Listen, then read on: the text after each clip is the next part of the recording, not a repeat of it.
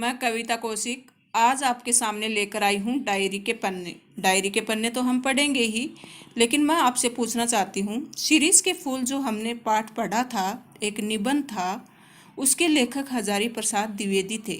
हजारी प्रसाद द्विवेदी जी ने शिरीष के फूल की तुलना किससे की है, वो आपको कमेंट बॉक्स में टाइप करना है। तो जल्दी से कमेंट बॉक्स में टाइप कर दीजिएगा, चैनल को सब्सक्राइब कीजिएगा और ये पढ़ा हुआ पाठ आपको पसंद आए तो लाइक कर दीजिएगा। चलिए बच्चों, शुरुआत करते हैं। बच्चों, डायरी लेखन साहित्य की एक ऐसी विद्या है जो यथार्थ पर आधारित होती है, अर्थात इसमें कल्पनाएं कम होती हैं और सत्य घटनाओं का उल्लेख ज़्यादा किया जाता है। तो आज हम एन फ्रैंक की डायरी पढ़ेंगे, जिसकी लेखिका 13 साल की एन फ्रैंक है। एन फ्रैंक का जन्म 12 जून 1929 को जर्मनी के फ्रैंकफर्ट शहर में हुआ था। इन्होंने अपने जीवन में नाजीवाद की पीड़ा को सहा। इनकी मृत्यु फरवरी या मार्च 1945 में नाजियों की यातना के कारण ही एक यातना गृह में हुई थी। तो यहाँ पर यहूदी परिवार था ये, और इनके ऊपर यातना, शोषण, अत्याचार हुआ। उसके चलते एन फ्रैंक की भी मृत्यु हो गई थी। और एन फ्रैंक ने वो 2 साल जो छुपकर निकाले नाजीवादियों से, उनके शोषण से बचने के लिए, उन 2 साल के अंतर्गत ये डायरी उन्होंने लिखी थी। बच्चों, एन फ्रैंक की ये डायरी दुनिया की सबसे ज़्यादा पढ़ी जाने वाली डायरी है। ये मूलतः 1947 में डच भाषा में प्रकाशित हुई। इसका अंग्रेजी अनुवाद the diary of young girl शीर्षक से प्रकाशित हुआ। ये डायरी इतिहास के सबसे पुराने आतंकवाद और दर्दनाक अध्याय के साक्षात अनुभव का बयान करती है। इस पाठ में लेखिका जर्मनी के नाजियों द्वारा दी गई यातनाओं का वर्णन कर रही है। तो चलिए शुरुआत करते हैं डायरी के पन्ने। इसमें 10 डायरी के पन्ने का उल्लेख है और एक एक करके हम पढ़ेंगे, जो कि 2 साल के अंतर्गत पूरे होते हैं।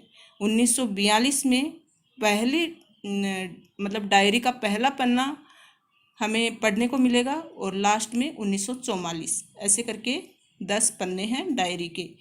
हम एक एक पन्ने को पढ़ेंगे कि किस तरह से एन फ्रैंक और उसका परिवार और साथ ही उसका पड़ोसी परिवार, टोटल 8 सदस्य किस तरह 2 साल तक यातनाएं भुगतते रहे और अंत में एन फ्रैंक की मृत्यु हो जाती है। और वो सब बातें डायरी में अंकित हैं। तो चलिए विद्यार्थियों, शुरू करते हैं। हाँ तो बच्चों, किट्टी को संबोधित करते हुए एन फ्रैंक पहला डायरी का पन्ना लिखती है। बुधवार 8 जुलाई 1942। वह बताती है कि ऐसा लग रहा है मानो रविवार के बाद से बरसों बीत गए हों। इतना कुछ हो गया जैसे पूरी दुनिया ही उलट पुलट हो गई। लेकिन जैसा कि तुम देख सकती हो किट्टी, मैं जिंदा हूँ, लेकिन ये मत पूछो कहाँ और कैसे। तो वहाँ जो अज्ञातवास में छुपे हुए थे, वहाँ से वह डायरी लिखती है और अपनी डोल को संबोधित करते हुए बताती है कि रविवार के दिन के बाद कितने दिन बीत गए, जैसे कि पूरी दुनिया ही उलट पुलट हो गई इन दिनों के बीच। तो मैं बताती हूँ कि मैं कैसी हूँ और किस हाल में हूँ। ये तुम्हें समझ में नहीं आएगा, लेकिन मैं शुरू से बताती हूँ कि उस दिन, रविवार के दिन, हमारे साथ क्या हुआ था, हम कैसे वहाँ से निकले थे सारा सामान पैक करके, है ना। तो ये सब उसे बताती है, शुरू से बताती है। 3 बजे थे, हेलो जा चुका था, लेकिन वह दोबारा फिर से आने वाला था। तभी दरवाजे की घंटी बजी। चूंकि मैं बालकनी में धूप में अलसाई सी बैठी थी। कौन? Anne Frank. इसलिए मुझे घंटी की आवाज़ सुनाई नहीं दी। कुछ देर बाद रसोई के दरवाजे पर मार्गोट नजर आई। मार्गोट एन फ्रैंक की बहन होती है और वह बहुत ही गुस्से में थी। पापा को एएसएस में बुलाए जाने का नोटिस मिला है, वह फुसफुसाई। माँ मिस्टर वानदान को देखने गई हुई थी। मिस्टर वानदान इनका पड़ोसी रहता है और पापा का बिजनेस पार्टनर भी रहता है, एन फ्रैंक के पापा का। तो एक एएसएस से लेटर आया हुआ था। मार्गोट को लगा कि वो पापा के लिए आया है, कि उनको वो शिविर में जाना है। लेकिन जब पता चला कि वो मार्गोट के लिए था, मार्गोट उसकी बहन 16 साल की थी, उसके लिए था, तो सब फिर चकित रह गए। एकदम से आंखों तले अंधेरा छा गया। मैं अवाक रह गई थी। बुलावा, हर कोई जानता था कि बुलावे का क्या मतलब है। यातना शिविरों के नज़ारे और वहाँ की कोठरियों के दृश्य मेरी आंखों के आगे तैर गए। यातना किस तरह से दी जाती थी वो एन फ्रैंक से छुपा हुआ नहीं था। नाजीवादी यहूदियों पर तरह तरह की यातनाएं ठोकते थे और अत्याचार करते थे, उनके ऊपर उनका शोषण करते थे, वो सब एन फ्रैंक को पता था। तो जैसे ही बुलावा आया एन फ्रैंक एकदम से चिंतित हो गई। तो कैसे पापा को, मतलब पहले तो यही था कि पापा को भेजना है, पापा को जाना वहाँ पर, तो कैसे पापा को ऐसी स्थिति में वहाँ भेज सकते हैं, ये सोचकर एन फ्रैंक परेशान हुई। फिर बाद में पता चला माँ मिस्टर वानदान से पूछने गई है कि कल हम छुपने की जगह पर जा सकते हैं। वानदान परिवार भी हमारे साथ जा रहा था। हम लोग कुल मिलाकर 7 लोग होंगे। हम आगे बात ही नहीं कर पाए। ये ख्याल कि पापा यहूदी अस्पताल में किसी को देखने गए हुए हैं, माँ के लिए इंतज़ार की लंबी घड़ियाँ, गर्मी, सस्पेंस, इन सारी चीज़ों ने हमारे शब्द ही हमसे छीन लिए। तभी दरवाजे की घंटी बजी। ये हेलो ही होगा, मैंने कहा था। फिर एन फ्रैंक की जो बहन थी उसने कहा कि दरवाज़ा मत खोलना। मार्गोट ने हैरान होते हुए मुझे रोका, लेकिन इसकी ज़रूरत ही नहीं थी क्योंकि हमने नीचे से माँ और मिस्टर वानदान को हेलो से बात करते हुए सुन लिया था। तब दोनों ही भीतर आए और अपने पीछे का दरवाज़ा बंद कर दिया। जब भी दरवाजे की घंटी बजती तो मुझे या मार्गोट को उचक कर नीचे देखना ही पड़ता कि क्या पापा आ गए हैं। हमने किसी को भीतर नहीं आने दिया। मुझे मार्गोट को बाहर भेज दिया गया क्योंकि वानदान माँ से अकेले में बात करना चाहते थे। किस बारे में, कि क्या करना है, आगे कहाँ जाना है।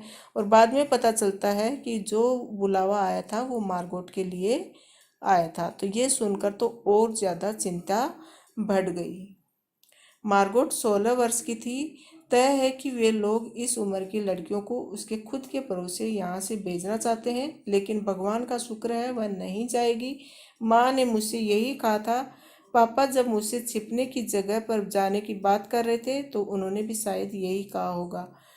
तो फिर ऐसे टेंशन होती है कि अज्ञातवास, हम कहाँ जाकर छुपेंगे, किस शहर में रहेंगे, किसके घर में रहेंगे, किसकी छत पर रहेंगे। ये सब सवाल एक साथ एन फ्रैंक के मन में आने लगे थे, जो कि वो किट्टी को बता रही है कि किट्टी, हमारे मन में ऐसे ऐसे ख्याल उस समय आ रहे थे कि हम कहाँ जाकर छुपेंगे और कैसे रहेंगे।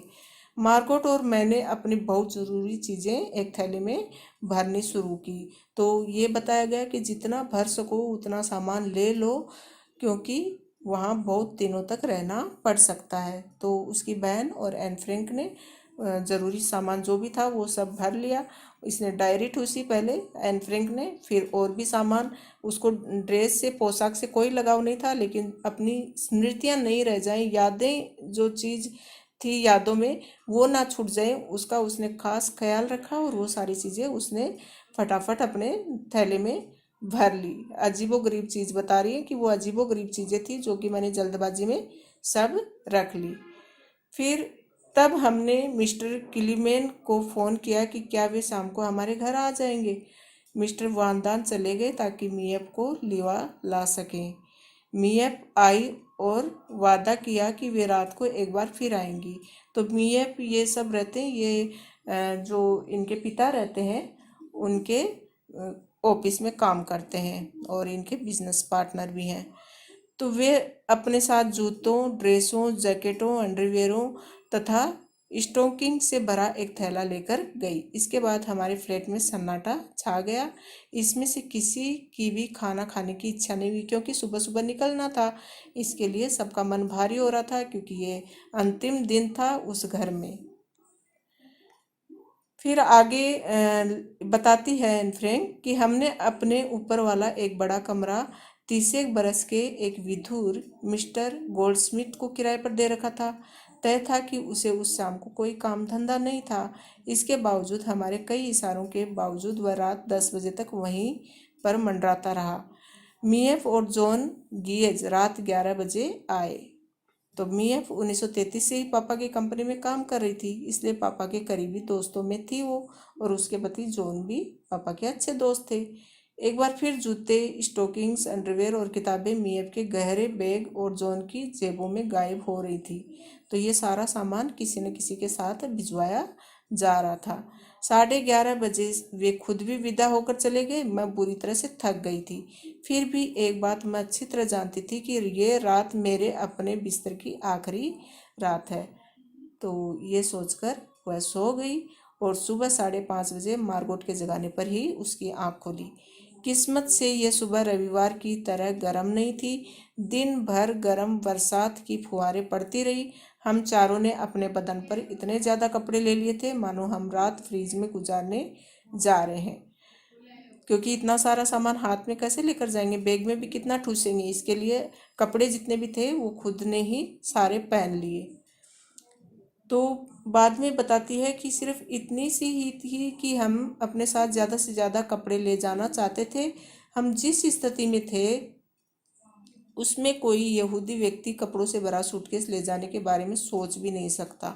मैंने 2 बनियानें, 3 पैंटें, एक ड्रेस और उसके ऊपर एक स्कर्ट, एक जैकेट, एक बरसाती, 2 जोड़ी स्टॉकिंग्स और भारी जूते, एक कैप, एक स्कार्फ और इसके अलावा और भी कुछ और पहन रखा था। तो इतना सारा पहनने का कपड़ा एक साथ उसने अपने शरीर पर डाल लिया था। घर से निकलने से पहले ही मेरा दम घुटने लगा था, क्योंकि किसी को भी परवाह नहीं थी कि मुझसे पूछे, एन कैसा लग रहा है तुम्हें। तो ये लेखिका बताती है, एन फ्रैंक, कि उस समय मेरी स्थिति क्या थी, मेरी मनोदशा क्या थी। ये किसी ने भी एक बार नहीं पूछा कि एन तुम्हें कैसा लग रहा है आज घर छोड़ते वक्त।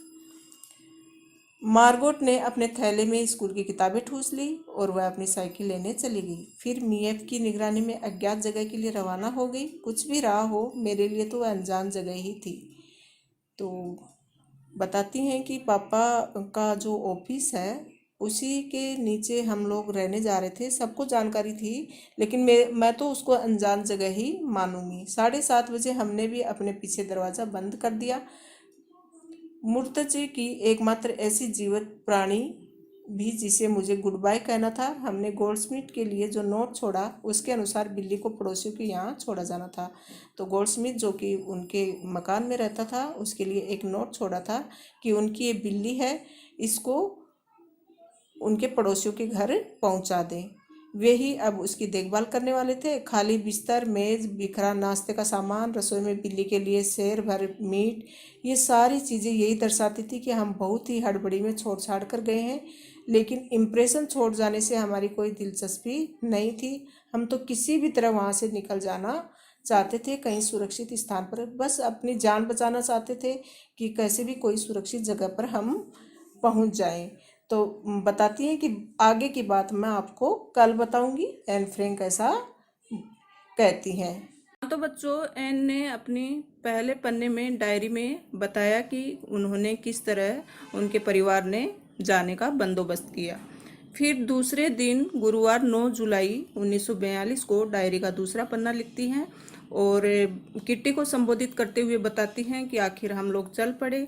मम्मी पापा और मैं तेज़ बरसात में भीगते हुए हम तीनों थैले में सामान भर के जो रखा था, अल्लम गल्लम चीज़ों से ऊपर तक जो ठूंस कर रखा था सामान, वो लेकर हम वहाँ से निकल पड़े और लोग हमें देखे जा रहे थे। हमारे सीने पर पीला सितारा लगा हुआ था जो कि यहूदियों की पहचान था, वो लगाना ज़रूरी होता था और लोग हमें देख रहे थे, लेकिन कोई वाहन की सुविधा हमें उपलब्ध नहीं करवा रहा था कि हम कैसे वहाँ तक जाएं। बरसात में भीगते भीगते हम लोग वहाँ जा रहे थे। तो जब आगे गली में पहुँचे तो मम्मी पापा ने धीरे धीरे हम दोनों बहनों को बताना शुरू किया कि हमने ये बंदोबस्त बहुत पहले से ही कर लिया था और 16 जुलाई तय किया था कि अज्ञातवास मतलब छुपने की जगह में हम 16 जुलाई को जाएंगे। लेकिन मार्गोट के लिए अचानक से जो बुलावा आया उसके चलते इनको डिसीजन बदलना पड़ा और 10 दिन पहले ही घर छोड़ना पड़ा। तब ये मतलब वहाँ पहुँचते हैं जो जगह थी। बाद में ये बताते हैं कि छिपने की जो जगह है वो पापा का ऑफिस की जो इमारत थी उसी में थी, जो कि पहले नहीं बताई गई थी हमें। बाद में बताया गया कि पापा का ऑफिस है, वही इमारत में हमें छुपना था।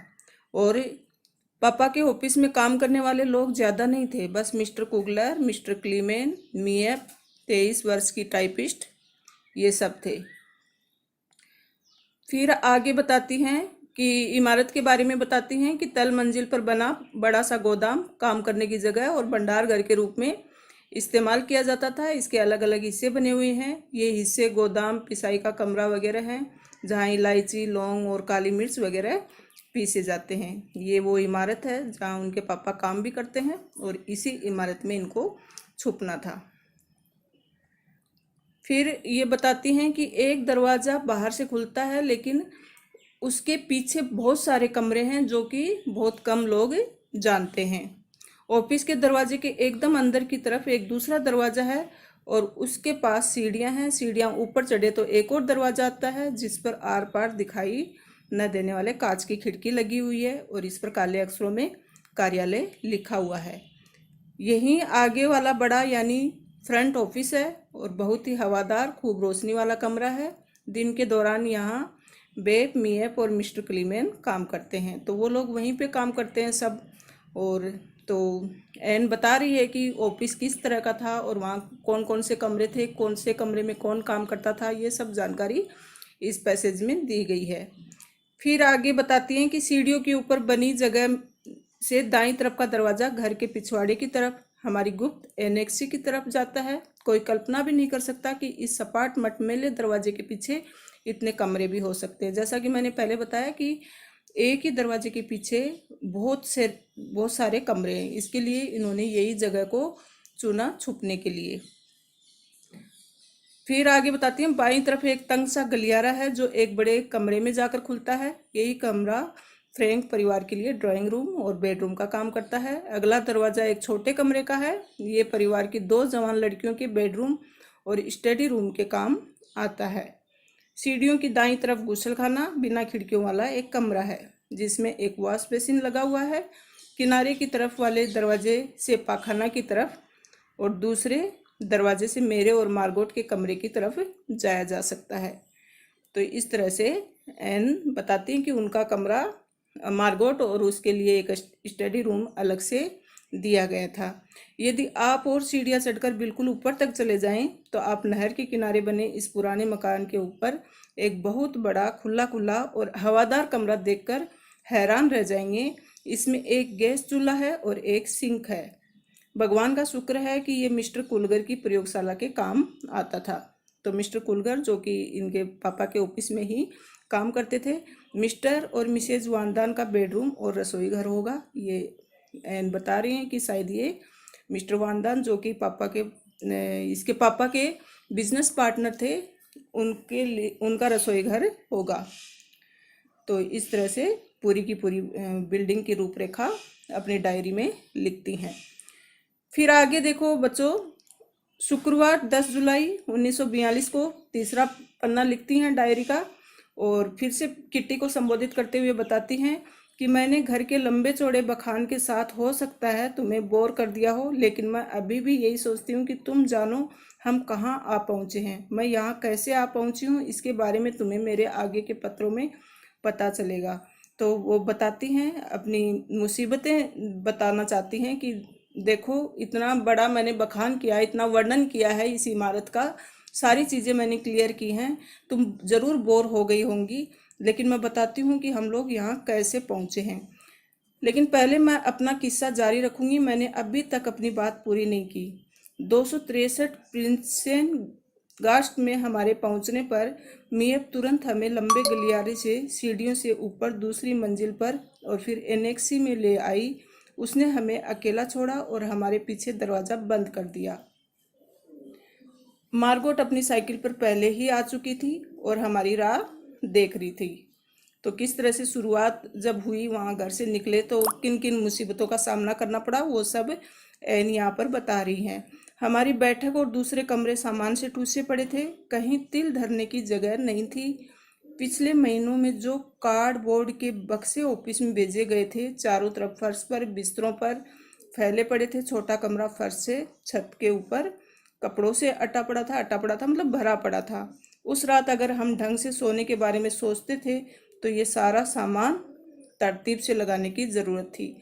तो पूरा सामान बिखरा हुआ था और पूरा का पूरा काम इन दोनों बहनों को मतलब करना पड़ा। हमें सफाई का काम तुरंत शुरू कर देना था। माँ और मार्गोट की तो हाथ हिलाने की, मतलब माँ और जो इसकी बड़ी बहन थी वो थक चुकी थी, वो नहीं कर सकती थी। वे बिना चादरों वाली गद्दियों पर ही पसर गई, थकी, बेहाल और पस्त।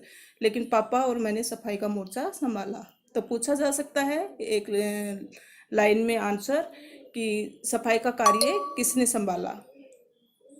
हम सारा दिन पैकिंग खोलते रहे, अलमारियां भरते रहे, कीले ठोकते रहे, तमाम सामान ठिकाने से लगाते रहे, आखिर थक कर चूर हो गए। तो इस तरह से वो बताती हैं कि मैंने और पापा ने मिलकर उस घर की साफ सफाई की, जिससे हम आराम से वहाँ रह सके। फिर मंगलवार की सुबह हमने पिछली रात के छोड़े हुए काम को पूरा किया और बेप और मियक, जो कि उनके ऑफिस में काम करते थे, राशन कूपनों से शॉपिंग करने गई और पापा ने ब्लैकआउट वाले पर्दे लगाए। मैंने रसोई का फर्श रगड़ रगड़ कर साफ किया। तो 13 साल की थी पर बहुत मेहनती थी। सवेरे से रात तक हम लगातार काम में जुटे रहे। बुधवार तक तो मुझे ये सोचने की फुर्सत नहीं मिली कि मेरी जिंदगी में बड़ा परिवर्तन आ चुका है। अब गुप्त एनेक्सी में आने के बाद पहली बार मुझे थोड़ी फुर्सत मिली कि मैं तुम्हें बताऊं कि मेरी ज़िंदगी में क्या हो चुका है और क्या होने जा रहा है। तुम्हारी एन। तो यहाँ पर बताती है, ये देखो एन दूरबीन से दूसरे घर को झांक रही है, क्योंकि इसकी जो खिड़कियां हैं वो ऐसा कांच है जो आर पार नहीं देख सकती थी। इस रूम में आकर वो दूसरे घरों की रोशनी में देखती है कि क्या क्या हो रहा है उनके घर में, क्योंकि इनको रोशनी में भी रहने की अनुमति नहीं थी। इस आगे के खत में वो बताती हैं शनिवार 28 नवंबर 1942 कि इन दिनों बिजली का बहुत ज़्यादा इस्तेमाल करते थे हम लोग। तो डर था कि बिजली कट जाएगी या फिर हमें मिलना बंद हो जाएगी। एक पखवाड़े के लिए कोई बिजली नहीं, कितना मज़ेदार ख्याल है, ऐसा वो सोच रही हैं। फिर बताती हैं कि यह अरसा इससे कम भी हो सकता है। बहुत अंधेरा हो जाता है 4:30 बजे ही, और दिन में पर्दा बिल्कुल भी हटाना मना था।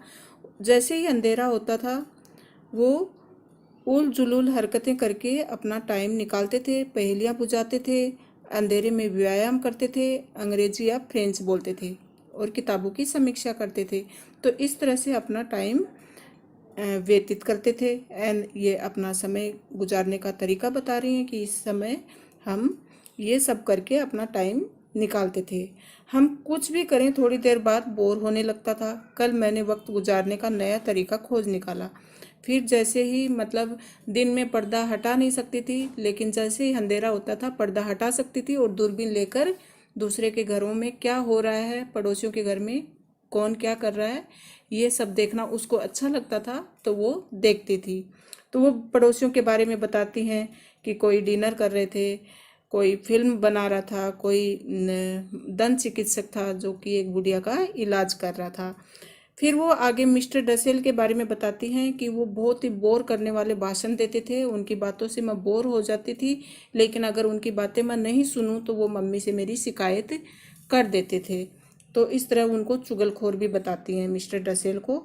तो आगे बताती हैं कि मैं उनके साथ महाराज डसेल के साथ ये लंबोतरा संकरा कमरा शेयर करती हूँ, और चूंकि मुझे हम 3 बच्चों में आमतौर पर खर दिमाग और तुनक मिजाज समझा जाता है, मुझे मतलब तुनक मिजाज समझते थे वो, तो मेरे पास यही एक उपाय बचता है कि उनकी पुरानी डांट फटकार और भाषणों की लंबी उबाऊ श्रृंखला की तरफ कान न धरूं, न सुनने का नाटक करूं। तो वो ऐसे चुगलखोर हैं कि मम्मी को मेरी बात बता देते हैं, शिकायत कर देते हैं। फिर आगे वो बताती हैं कि मतलब वो मम्मी से मुझे दोबारा ना सुनना पड़े कुछ, इसके लिए उनकी बातें मैं सुन लेती हूँ।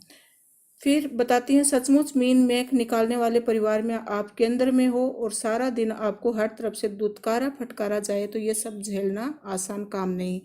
वो अपनी आत्मानुभूति शेयर कर रही हैं कि किस तरह से मुझे डांट पड़ती थी, मैं ही सबकी नज़रों में खटकती थी।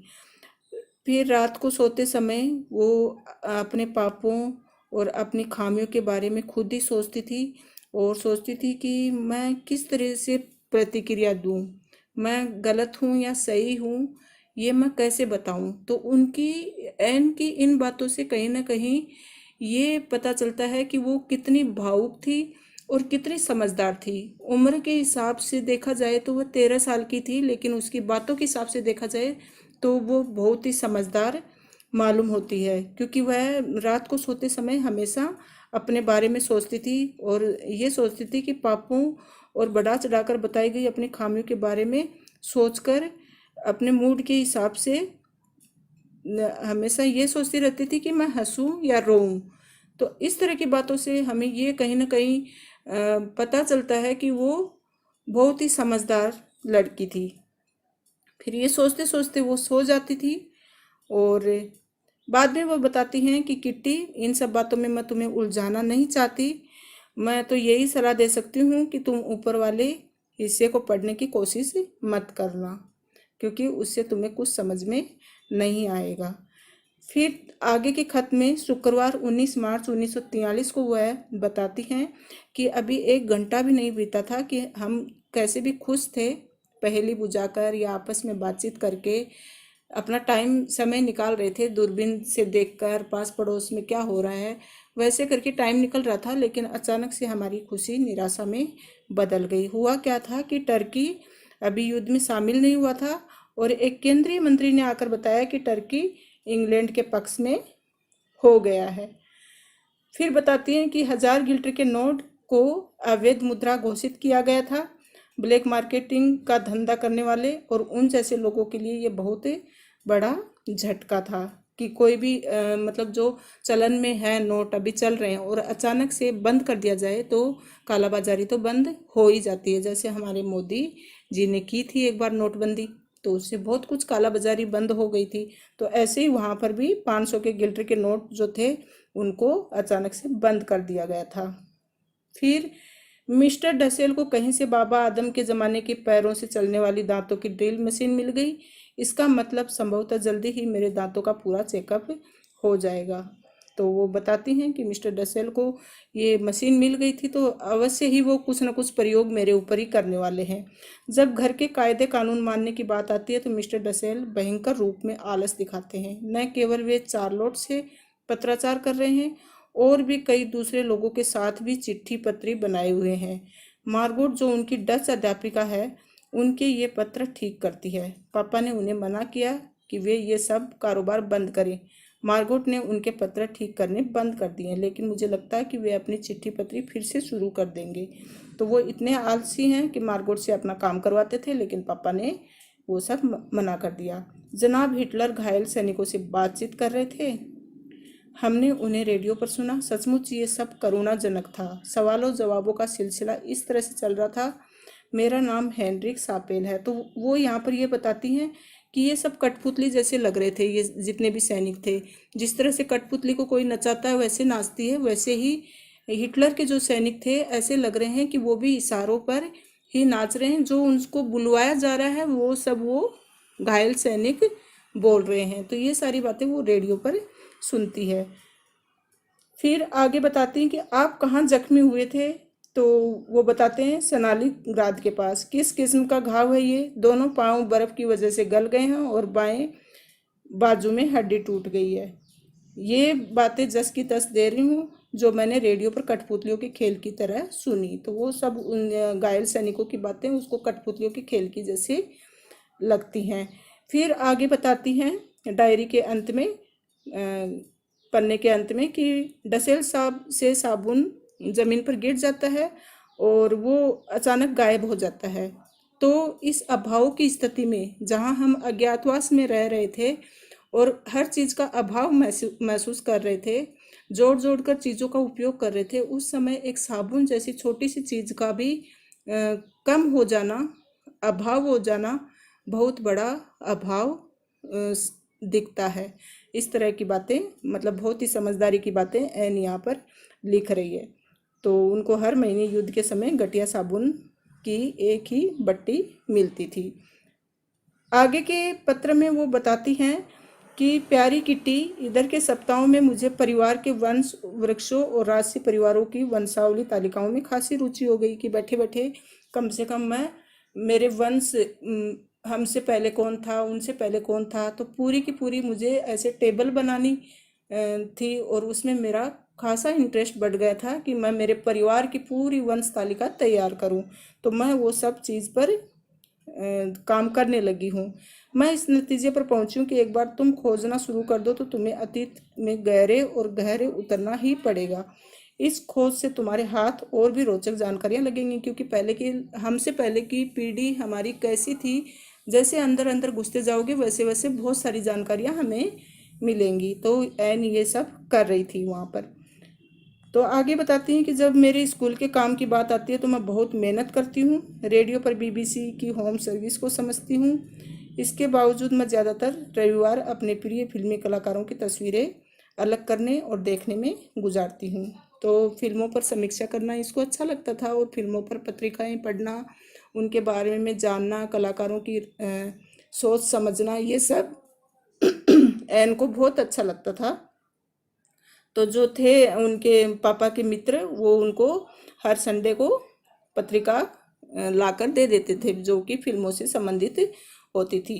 लेकिन ये बात उनकी मम्मी को बिल्कुल पसंद नहीं आती थी, और मम्मी ताने मारती थी इस बात के लिए। और जो बेब थी, जो अक्सर छुट्टी के दिन अपने बॉयफ्रेंड के साथ फिल्में देखने जाती थी, लेकिन उससे पहले ही वो सारी जानकारी उस फिल्म की एन से ले लेती थी, और ये सब मम्मी को अच्छा नहीं लगता था।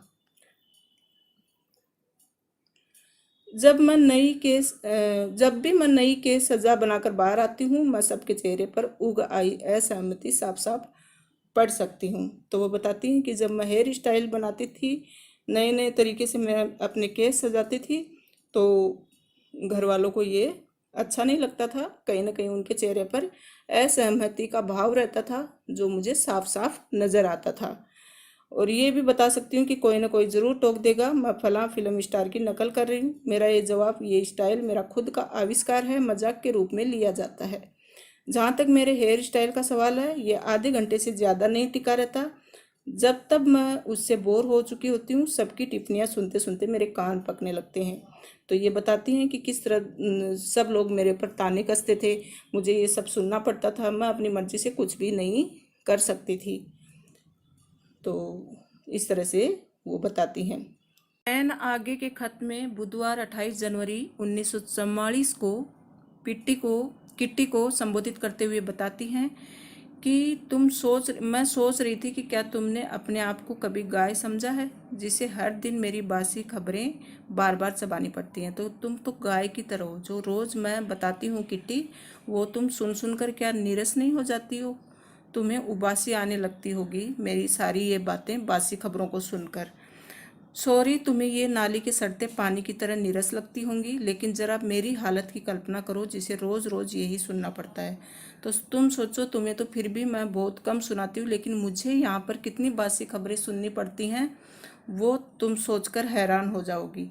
अगर खाने के वक्त बातचीत राजनीति या अच्छे खाने के बारे में नहीं हो रही होती, तो मम्मी या मिसेज वानदान अपने बचपन की उन कहानियों को लेकर बैठ जाती हैं जो हम 1000 बार सुन चुके हैं। तो किट्टी, मैं तो वो कहानी रोज़ सुनती हूँ जो पहले भी 1000 बार सुन चुकी हूँ।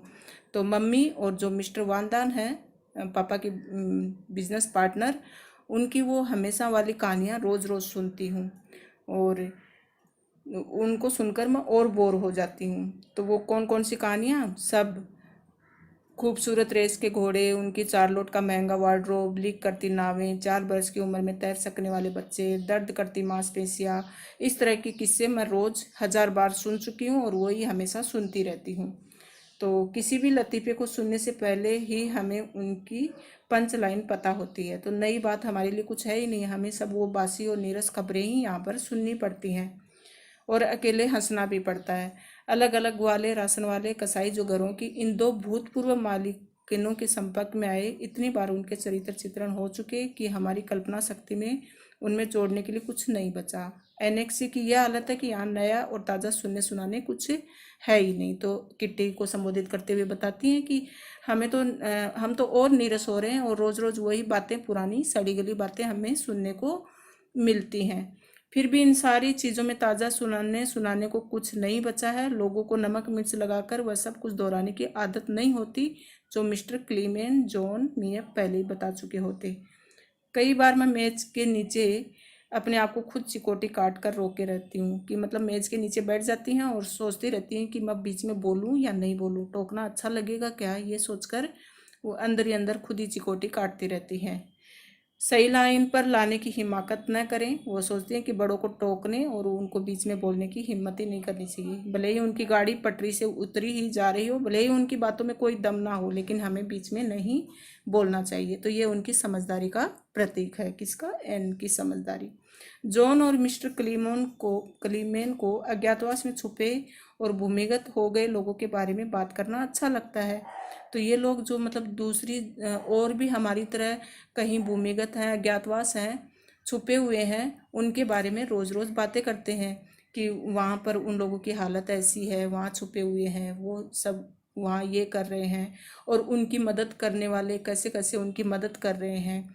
तो ये सब यहाँ पर किट्टी को बताती है कि हमें उन सब की तकलीफ़ों से हमदर्दी है जो गिरफ्तार हो गए हैं, जो उन लोगों की खुशी में हमारी खुशी है जो कैद से आज़ाद कर दिए गए हैं। भूमिगत होना और अज्ञातवास में चले जाना ये तो आम बात हो गई है। हाँ, कई प्रतिरोधी दल भी हैं जैसे फ्री नीदरलैंड जो नकली पहचान पत्र बनाते हैं और फिर अज्ञातवास में छुपे लोगों की वो मदद करते हैं। तो सही में वो हिम्मत वाले लोग हैं कि अज्ञातवास में छुपे लोगों की वो किस तरह से अपना जीवन कठिनाइयों में डालकर, मुसीबतों में डालकर दूसरों की मदद करते हैं। वो लोग धन्य हैं। तो ऐसा किट्टी ये एन फ्रैंक बताती है कि ये लोग सही में बहुत अच्छे हैं कि अपनी जान को खतरे में डालकर छुपे हुए लोगों की मदद करते हैं। फिर आगे बताते हैं कि पुरुषों से कारोबार और राजनीति की बातें करते हैं, महिलाओं से खाने और युद्ध के समय की मुश्किलों की बात करते हैं, बच्चों से किताबें और अखबारों की बात करते हैं। तो ये वो बताती हैं कि किस तरह की बातें करते हैं। हमारे मददगार रोजाना अपनी बेहतरीन भावनाओं और प्यार से हमारा दिल जीत रहे हैं। तो जो भी हमारी मदद कर रहे हैं वो कहीं ना कहीं हमारी भावनाओं को जीत रहे हैं और हमारा दिल जीत रहे हैं। अजीब अजीब कहानियाँ चल रही हैं, उनमें काफ़ी सच है। कभी मिस्टर क्लीमेन गेल्डलैंड में भूमिगत हो चुके आदमी और पुलिस वालों के बीच हुए फुटबॉल मैच का जिक्र कर रहे थे। हिल्वरसम में नए राशन कार्ड जारी किए गए। ऐसे लोगों को जो अज्ञातवास में रह रहे हैं, राशन खरीदने की सुविधा उनको मिल सके, उनको राशन कार्ड तक उपलब्ध करवाए। किसने? मिस्टर क्लीमेन और दूसरे लोगों ने। फिर आगे बताती हैं कि जिले में अज्ञातवास में रह रहे सभी लोगों से रजिस्ट्रार से आग्रह किया कि वे फला दिन एक अलग मेज पर आकर अपने कार्ड ले जाएं। इन सबके साथ ये ख्याल रखना पड़ता है कि इस तरह की चालाकियों की जर्मनी को हवा भी न लगे, क्योंकि जर्मनी के जो नाजीवाद थे वो यहूदियों पर अत्याचार कर रहे थे। तो इस बात की उनको भनक भी नहीं लगनी चाहिए कि हम गुप्त रूप से राशन कार्ड बांट रहे हैं और अज्ञातवास में छुपे लोगों की मदद कर रहे हैं। तो ये इस तरह से वो सब चीज़ अपनी डॉल किट्टी को शेयर करती हैं। कौन? Anne Frank. फिर आगे के खत में बताती हैं कि कैबिनेट मंत्री मिस्टर बोल्के स्टीन ने लंदन से डच प्रसारण में कहा कि युद्ध के बाद युद्ध का वर्णन करने वाली डायरियों और पत्रों का संग्रह किया जाएगा। और फिर हर कोई मेरी डायरी पर झपट पड़ा। सोचो ये कितना दिलचस्प होगा जब मैं इस गुप्त एनेक्सी के बारे में छपवाऊंगी और उसका शीर्षक ही ऐसा होगा कि लोग इसे एक जासूसी कहानी समझेंगे। तो अपनी डायरी के बारे में उसको पहले ही पता था कि ये मैंने जो भी कहानियाँ लिखी हैं वो बाद में छपने वाली हैं, क्योंकि इसकी घोषणा पहले ही हो गई थी कि जो भी इस बारे में इस दौरान जो जो घटनाएं हो रही हैं इनके बारे में विवरण देगा, उनकी डायरियों को पत्रिकाओं में छापा जाएगा। तो वो इस बात को लेकर बहुत खुश हैं, उत्साहित हैं कि आगे जाकर मेरी डायरी छपेगी और इसका शीर्षक भी ऐसा ही रखूंगी जिससे लोग जासूसी कहानी समझेंगे।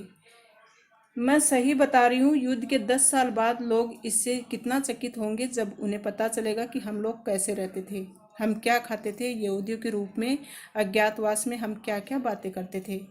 मैं तुम्हें इस जीवन के बारे में काफ़ी कुछ बता चुकी हूँ, फिर भी अभी थोड़ा सा ही जान पाई हो। हवाई हमले के दौरान औरतें कैसे डर जाती थी। अब देखो ना, पिछले रविवार जब 350 ब्रिटिश वायुयानों ने इज्मू ईडेन पर 550 टन गोला बारूद बरसाया तो हमारे घर ऐसे कांप रहे थे जैसे हवा में घास की पत्तियां। तो हम काफ़ी डर गए थे जब ब्रिटिश के वायुयानों ने गोले बरसाए, बड़े बड़े गोले बरसाए, तो हमारा तो घर पूरा कांप गया था। और घरों में कैसी महामारियां फैली हुई हैं, तुम्हें इन सब की कुछ खबर नहीं। सब कुछ तुम्हें बताने में पूरा दिन लग जाएगा। लोगों को सब्जियों और सभी प्रकार के सामानों के लिए लाइन में खड़े होना पड़ता है। डॉक्टर अपने मरीजों को नहीं देख पाते क्योंकि उन्हें पीठ मोड़ी नहीं कि उनकी कारें और मोटरें साइकिलें सब चुरा ली जाती हैं। तो ऐसी हालत थी यहूदियों की, वो छुप कर भी नहीं रह सकते थे। वो बाहर निकलते थे तो उनकी गाड़ियां भी चोरी हो जाती थी। वहाँ के डॉक्टर इलाज तक नहीं कर पाते थे। चोरी चकारी इतनी बढ़ गई कि डच लोगों में अंगूठी पहनने का रिवाज तक नहीं रहा। तो इस तरह की घटनाओं का वर्णन एन फ्रैंक यहाँ पर बताती है। फिर बताती है कि छोटे बच्चे 8-8 10-10 बरस के होंगे लेकिन लोगों के घरों की खिड़कियां तोड़कर घुस जाते थे और जो भी हाथ लगा उठा ले जाते थे। इतने तेज मतलब वहाँ के छोटे छोटे बच्चे होते थे। फिर लोग 5 मिनट के लिए भी अपना घर छोड़ने की हिम्मत नहीं कर सकते थे क्योंकि लौटने पर उन्हें घर में झाड़ू फ्री मिलेगी। चोरी पर टाइपराइटरों, ईरानी कालीनों, बिजली से चलने वाली घड़ियों, कपड़ों आदि को लौटाने के लिए अखबारों के नाम के विज्ञापन आए दिन पढ़ने को मिलते थे। तो इस तरह से चोरियों की बात एन ने बताई। तो डच लोग थे, उनकी नैतिकता की बात बताई कि वे लोग अच्छे नहीं थे, सब भूखे हैं। नकली कॉफ़ी को छोड़ दो तो एक हफ्ते का राशन दो, दिन भी नहीं चल पाता। अभी और क्या देखना बाकी है। पुरुषों को जर्मनी भेजा जा रहा है, बच्चे बीमार हैं या फिर भूख से बेहाल हैं। सब लोग फटे पुराने कपड़े और घिसे पिटे जूते पहनकर काम चला रहे हैं। ब्लैक मार्केट में जूते का नया तला 7.50 गिल्ड का मिलता है। इसके अलावा बहुत कम मोची मरम्मत का काम कर रहे हैं। तो ये सब की हालत यहाँ पर हो रही है। इसका एक लाभ भी हुआ, खाना जितना खराब होता जा रहा था बिक्री उतनी ही गंभीर हो रही है। सरकारी लोगों पर हमले की घटनाएं बढ़ती जा रही हैं। खाद्य कार्यालय, पुलिस अधिकारी सभी या तो अपने साथी नागरिकों की मदद कर रहे हैं या उन पर कोई आरोप लगाकर जेल में भेज देते हैं। सौभाग्य से बहुत कम डच लोग गलत पक्ष में थे। तो बहुत कम लोग ही डच लोग ऐसे थे कि जो कि गलत काम कर रहे थे। तो इस तरह से अपनी बात इस खत के अंत में रखती है। तो बच्चों आगे के खत में 11 अप्रैल 1944 को फिर से किट्टी को संबोधित करते हुए एन फ्रैंक ये खत लिख रही है और इसमें बता रही है कि मैंने गुरुवार को तुम्हें पिछली बार लिखा था, आज फ्राइडे हो गया है, हम लोग मोनोपोली खेल रहे हैं। शनिवार भी हम यही खेल खेले, दिन पता ही नहीं चला कैसे बीत गया। तो अचानक से गोलीबारी शुरू हो रही थी, ऐसे मतलब मर्द लोगों ने हमने सब बताया था। बाकी लोगों के लिए तो सब कुछ शांत था। फिर रविवार के दिन मेरे आमंत्रण पर पीटर जिसको मतलब ये बहुत प्यार करती थी लेकिन वो इसको सिर्फ अपना दोस्त ही समझता था, तो पीटर आ गया था और 5 बजे तक मैं पीटर के साथ बैठी रही। और रेडियो पर बोलती है कि मुझे रात्रि राग जो होते हैं वो बहुत पसंद आते हैं सुनने के लिए, तो वो सुनने के लिए मैं ऊपर चली गई थी क्योंकि दिव्य संगीत मेरी आत्मा की गहराइयों में उतरता चला जाता है। तो इसके लिए वह रात्रि राग सुनती थी। फिर रविवार के दिन पीटर स्नान नहीं कर पाया था, नहाने का टब नीचे ऑफिस में गंदे कपड़ों से भरा हुआ रखा था। हम दोनों ऊपर अटारी पर एक साथ बैठ गए। तो ये दोनों जाकर छत पर बैठ गए थे दोनों, और दोनों बहुत ही कुशन लेकर चले गए थे जो कि मिस्टर डसेल का था। डसेल को इस बात का गुस्सा आ जाता है तो वो चिढ़ जाता है। और ये दोनों जाकर पीटर और एन जो दोनों जाकर कुशन लेकर अटारी पर बैठ गए थे और सहारा लेने के लिए 2 पेटियां थी, उसका सहारा लेकर ये बैठे थे और इनके साथ मोस्ची भी थी। अचानक 9:15 मिस्टर वानदार ने सीटी बजाई। किस लिए? कि कहीं हम मिस्टर डसेल का कुशन तो नहीं ले आए, और हम कूदे, कुशन लेकर सीधे नीचे आ गए। बिल्ली और मिस्टर वानदार हमारे साथ थे। ये कुशन ही सारे झगड़े की जड़ था। डसेल इसलिए खफा मतलब गुस्से में थे कि जो वो तकिया मैं उठा लाई थी उसको वो कुशन की तरह इस्तेमाल करते थे। उन्हें डर था कि उसके तकिए पर पिस्सू चिपक जाएंगे। उन्होंने सारे घर को सिर पर उठा लिया इसके लिए, क्योंकि हम उनका कुशन उठा लाए थे। बदला लेने की नीयत से पीटर और मैंने उनके बिस्तर में 2 बड़े ब्रूस घुसेड़ दिए, लेकिन जब मिस्टर डसेल ने तय किया कि जाकर अपने कमरे में बैठेंगे तो हमें ये ब्रूस निकाल लेने पड़े। तो मिस्टर डसेल ने उनको सजा दी कि चुपचाप जाकर अपने कमरे में बैठो, और इस बात को लेकर दोनों हंसी से लोटपोट हो जाते हैं। कौन? एन और पीटर। एन पीटर से बहुत प्यार करती थी, इसके लिए दोनों बहुत खुश रहते थे। लेकिन हमारा हंसी मजाक जल्दी ही ख़त्म हो गया। 9:30 बजे पीटर ने हौले से दरवाज़ा खटखटाया और पापा से कहा कि वे ज़रा ऊपर आए, उसे अंग्रेजी के एक कठिन वाक्य में दिक्कत आ रही है। तो इस बात से एन एकदम सख्ते में आ जाती है कि वो कहती है कि मुझे तो दाल में कुछ काला नज़र आ रहा है। मैंने मार्गोट से कहा, तय है पीटर ने किसी और बहाने से ये बात कही है। तो अपनी बहन को बताती है, जिस तरीके से वह मर्द लोग बात कर रहे हैं, मैं शर्त लगाकर कह सकती हूँ कि सेंधमारी हो रही थी। पिताजी मिस्टर वानदान और पीटर लपक कर नीचे पहुँच गए। मार्गोट, माँ मिसेज वानदान और मैं ऊपर इंतज़ार करते रहे। 4 डरी सहमी औरतें बातें ही तो कर सकती हैं।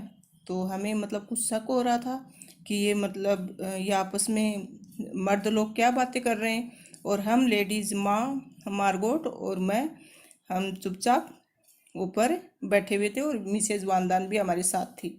जब तक हम नीचे जोर का एक धमाका नहीं सुना, हम बातों में लगी रही। अचानक से एक धमाका सुना और मेरा सोचना सही था कि दाल में कुछ काला है। उसी वक्त गोदाम में सब कुछ शांत हो गया। घड़ी ने 9:45 बजाए। हमारे चेहरे का रंग उड़ चुका था। इसके बावजूद हम डरे हुए थे, हम शांत बने रहे। हम डरे हुए थे लेकिन चुप रहे, कुछ आवाज़ नहीं निकाली। आदमी लोग कहाँ थे? वे धमाके की आवाज़ कैसी थी? क्या वे लोग सेंधमारी के साथ लड़ रहे थे? हम डर के मारे सोच भी नहीं पा रहे थे, हम सिर्फ इंतज़ार ही कर सकते थे। तो इतना भयंकर डरावना माहौल बना हुआ था इनका। 10 बजे सीढ़ियों पर कदमों की आवाज़ आई। पापा का चेहरा पीला पड़ गया। वे नर्वस थे। पहले वे भीतर आए, फिर उनके पीछे मिस्टर वानदान, और बोले कि बत्तियां बंद कर दो, दबे पांव ऊपर वाली मंजिल पर चले जाओ, पुलिस के आने की आशंका है। तो इनको अचानक लगा कि पुलिस को पता चल गया कि हम लोग यहाँ छुपे हुए हैं और पुलिस यहाँ पर हम लोगों को देखने आ रही है। तो इस तरह से सबके मन में डर बन गया था। अब डरने का वक्त नहीं बचा है। बत्तियां बुझा दी। मैंने फटाफट एक जैकेट उठाई। हम ऊपर जाकर बैठ गए। हमें कुछ बताने वाला कोई भी नहीं था। मर्द लोग वापस नीचे जा चुके थे। वे चारों 10:10 तक वापस नहीं आए। तो फिर पीटर की खुली खिड़की में से निगाहें रखते थे। पीटर देखता था कि खिड़की में से कुछ पता चले। हमने रात को जलाई जाने वाली बत्ती पर एक स्वेटर डाल दिया। तब उन्होंने हमें सब कुछ बताया कि क्या हुआ। फिर बाद में पता चलता है कि वह नीचे गया तो देखता क्या कि गोदाम के दरवाजे में से बाईं तरफ का आधा फट्टा गायब है। वह लपक कर ऊपर आया और होम गार्ड्स को चौकन्ना किया। वे चारों तरफ लपके लपके नीचे आए। जब वे गोदाम में पहुंचे तो सेंधमार अपने धंधे में लगे हुए थे। बिना सोचे समझे मिस्टर वानदान चिल्लाए, पुलिस! बाहर भागने की आवाज़ आई। सेंधमार भाग चुके थे। फट्टे को दोबारा उसी जगह पर लगाया गया ताकि पुलिस को इस गैप का पता न चले। लेकिन अभी एक पल भी नहीं बीता कि फट्टा फिर से गिर गया। पुरुष लोग सेंधमारों की टिठाई पर हैरान थे। मिस्टर वानदान और पीटर गुस्से के मारे थरथराने लगे।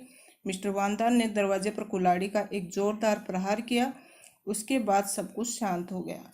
एक बार फिर फट्टे को उसी जगह लगाया गया। तो फट्टा इसलिए लगाया गया ताकि यहाँ जो सब रह रहे थे जगह पर, इसका किसी को पता न चले। लेकिन अब ये संकट था कि उनकी भूमिकाएं बदल चुकी थी कि बाहर की तरफ से एक आदमी और एक औरत टॉर्च की रोशनी फेंकते हुए नजर आए। तो सबको लगा कि ये क्या मुसीबत है। तो बाद में एक भुनभुनाया। पुलिस के बजाय सेंध मारो वाली हालत में आ गए। चारों लपक कर ऊपर आए। डसेल और मिस्टर वानदान ने डसेल साहब की किताबें उठाई। पीटर ने दरवाज़ा खोला। रसोई और प्राइवेट ऑफिस की खिड़कियां खोली। तो इस तरह से ये बताती हैं कि उस दिन अचानक से हम घबरा गए थे। हमें लगा कि पुलिस आ गई है हमें देखने के लिए, लेकिन ऐसा कुछ नहीं था। बच्चों, आगे अंतिम खत में किट्टी को फिर से संबोधित करते हुए एन बताती है ये खत उसने लिखा 13 जून 1944। डायरी का अंतिम पेज। मेरा एक और जन्मदिन गुजर गया। अभी अपने जन्मदिन की बता रही हैं कि इस समय वह 15 वर्ष की हो चुकी हैं और उनको कौन कौन सा उपहार मिला वो बता रही हैं।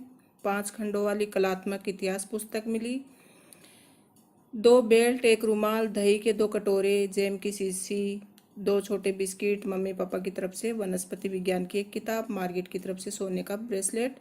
इस तरह से फिर वो बताती हैं कि मिएप और डसेल की तरफ से भी कुछ गिफ्ट मिले, वहाँ जो रह रहे थे उसकी तरफ से कुछ ना कुछ गिफ्ट मिला। कुगलर की तरफ से मारिया तेरेसा नाम की किताब मिली, क्रीम से भरे चीज़ के 3 स्लाइस मिले और पीटर ने पियोनी फूलों का खूबसूरत गुलदस्ता दिया, जो बेचारे उनको बहुत ही मुश्किल से जुटाना पड़ा होगा।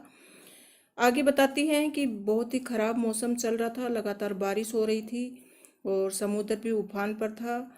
इसी समय कल चर्चिल, स्मट्स और आइजवर तथा आर्मोल्ड उन फ्रांसीसी गांवों में गए जिन पर ब्रिटिश सैनिकों ने पहले ही कब्जा कर लिया था और बाद में मुक्त कर दिया। तो फ्रांस के गांव में ये सब गए, चर्चिल और इनके बहुत सारे साथी। चर्चिल एक टारपीडो नाव में थे, इससे तटों पर गोलीबारी की जाती है। बहुत से लोगों की तरह चर्चिल को भी पता नहीं डर किस चिड़िया का नाम है, मतलब एकदम बहादुर इंसान है चर्चिल। नाव में जा रहा है, टारपीडो नाम की नाव है और क्योंकि इससे आसानी से गोलीबारी की जा सकती है समुद्र के तटों पर। फिर ये आगे बताती हैं कि यहाँ हमारी एनेक्सी की किलेबंदी से डच लोगों के मूड की था पाना बहुत मुश्किल है। इस बात में कोई शक नहीं कि लोग बाग बैठे ठाले भी खुश रह लेते हैं। ब्रिटिश सैनिकों ने आखिर अपनी कमर कस ही ली, अपने मकसद को पूरा करने के लिए निकल पड़े हैं। जो लोग ये दावे करते फिर रहे हैं कि वे ब्रिटिश द्वारा कब्जा किए जाने के पक्ष में नहीं है, नहीं जानते कि वे कितनी गलती पर हैं, कि ब्रिटिश ने उनके ऊपर अधिकार कर लिया है लेकिन फिर भी लोग मानने को तैयार नहीं हैं।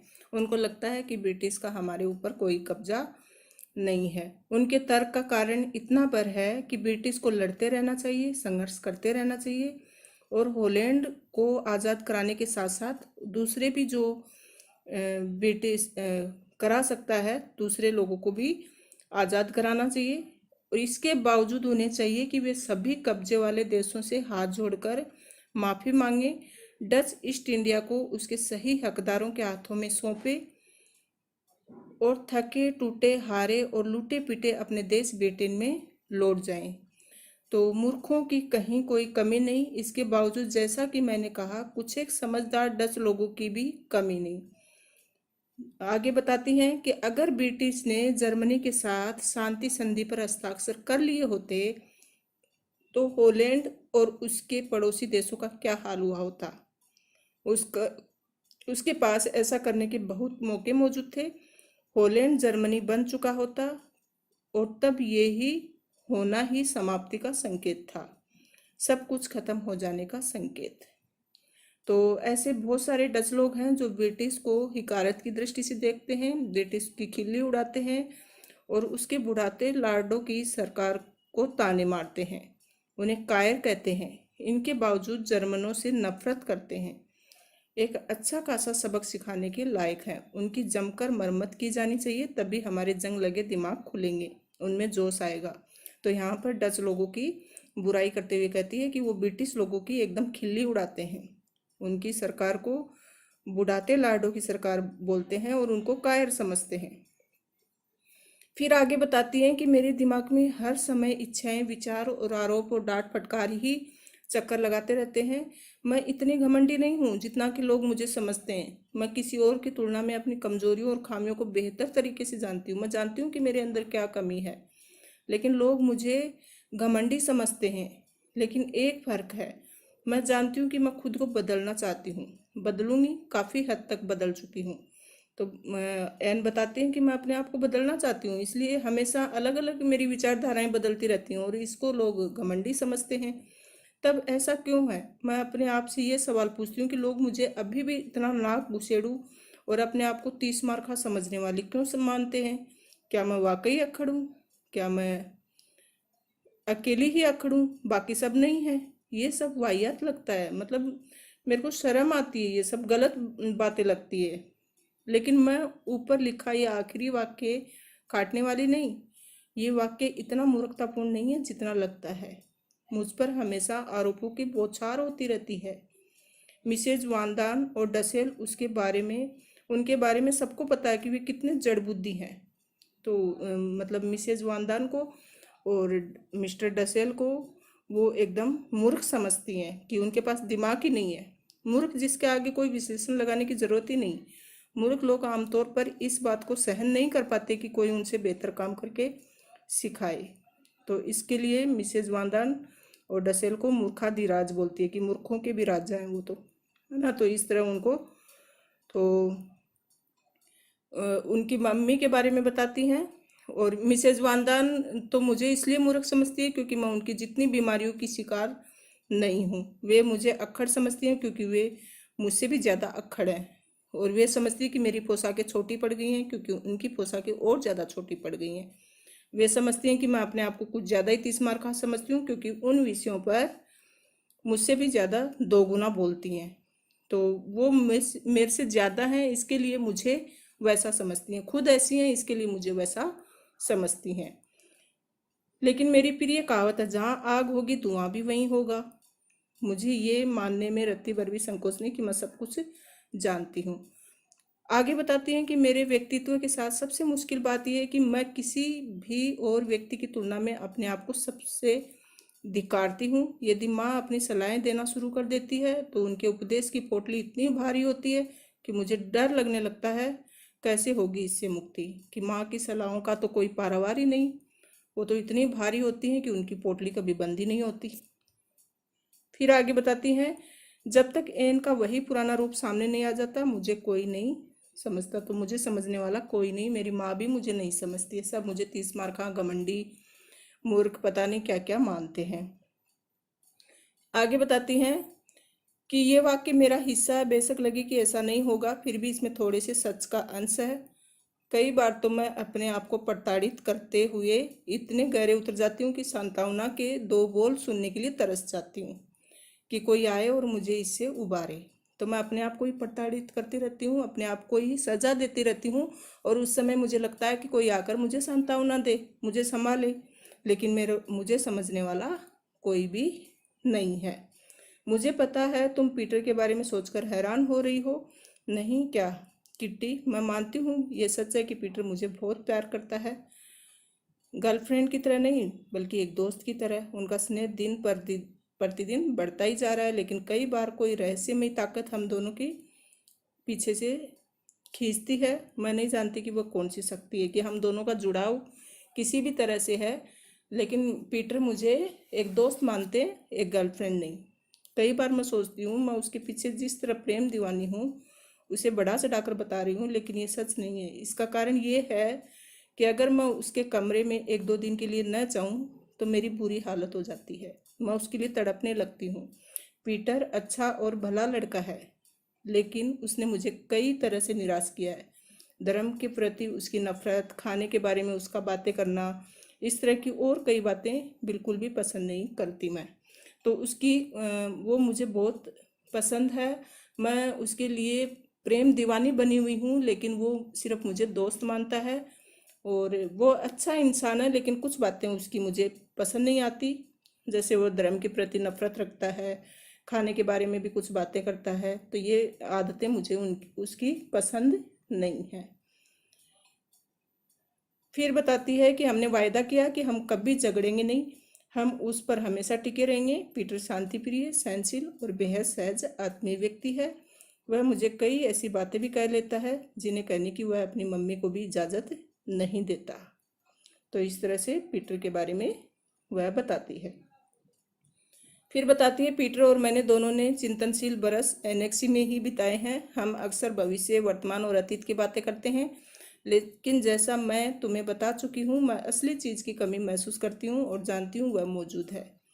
इसका कारण यह है कि अरसे से बाहर नहीं निकली हूँ। इसके लिए मुझे बहुत खीज सी होती है कि मैं यहाँ 2 साल से पड़ी हुई हूँ और मैं बाहर का वातावरण बिल्कुल भी नहीं देख पा रही हूँ।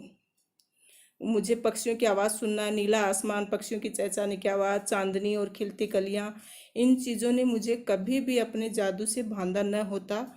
तो मैं अभी इन प्रकृति के लिए पागल हुए जा रही हूँ। मेरे यहाँ आने के बाद चीज़ें बदल गई हैं। उदाहरण के लिए छुट्टियों के दौरान की बात है, बेहद गर्मी थी। मैं रात के 11:30 बजे तक ज़बरदस्ती आंखें खोले बैठी रही ताकि मैं अकेले के बूथ पर अच्छी तरह चांद को देख सकूं। मुझे नींद आती थी लेकिन फिर भी मुझे रात्रि का वो चांद देखना था।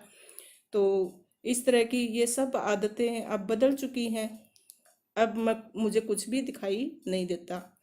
अफसोस, मेरी सारी मेहनत बेकार गई। चौंध इतनी ज़्यादा, चौंध मतलब चमक, कि खिड़की खोलने का जोखिम नहीं लिया जा सकता था। कई महीने बाद एक और मौका ऐसा आया।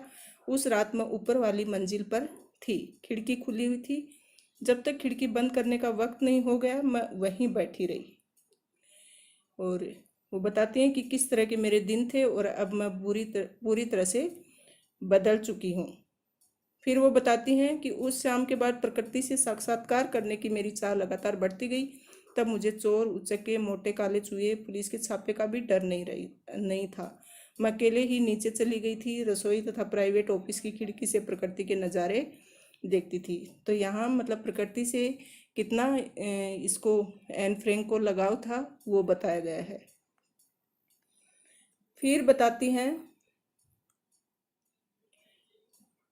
कि कई लोग अस्पतालों और जेलों में उस दिन की राह देखते रहते हैं कि वे कब आज़ाद होंगे, वे फिर से प्रकृति के इस अनूठे उपहार का आनंद कब ले पाएंगे। प्रकृति गरीब अमीर के बीच का कोई भेदभाव नहीं करती। मतलब वो सबके लिए चांद एक जैसी चांदनी बिखेरता है, सूरज अपनी रोशनी एक जैसों के लिए देता है।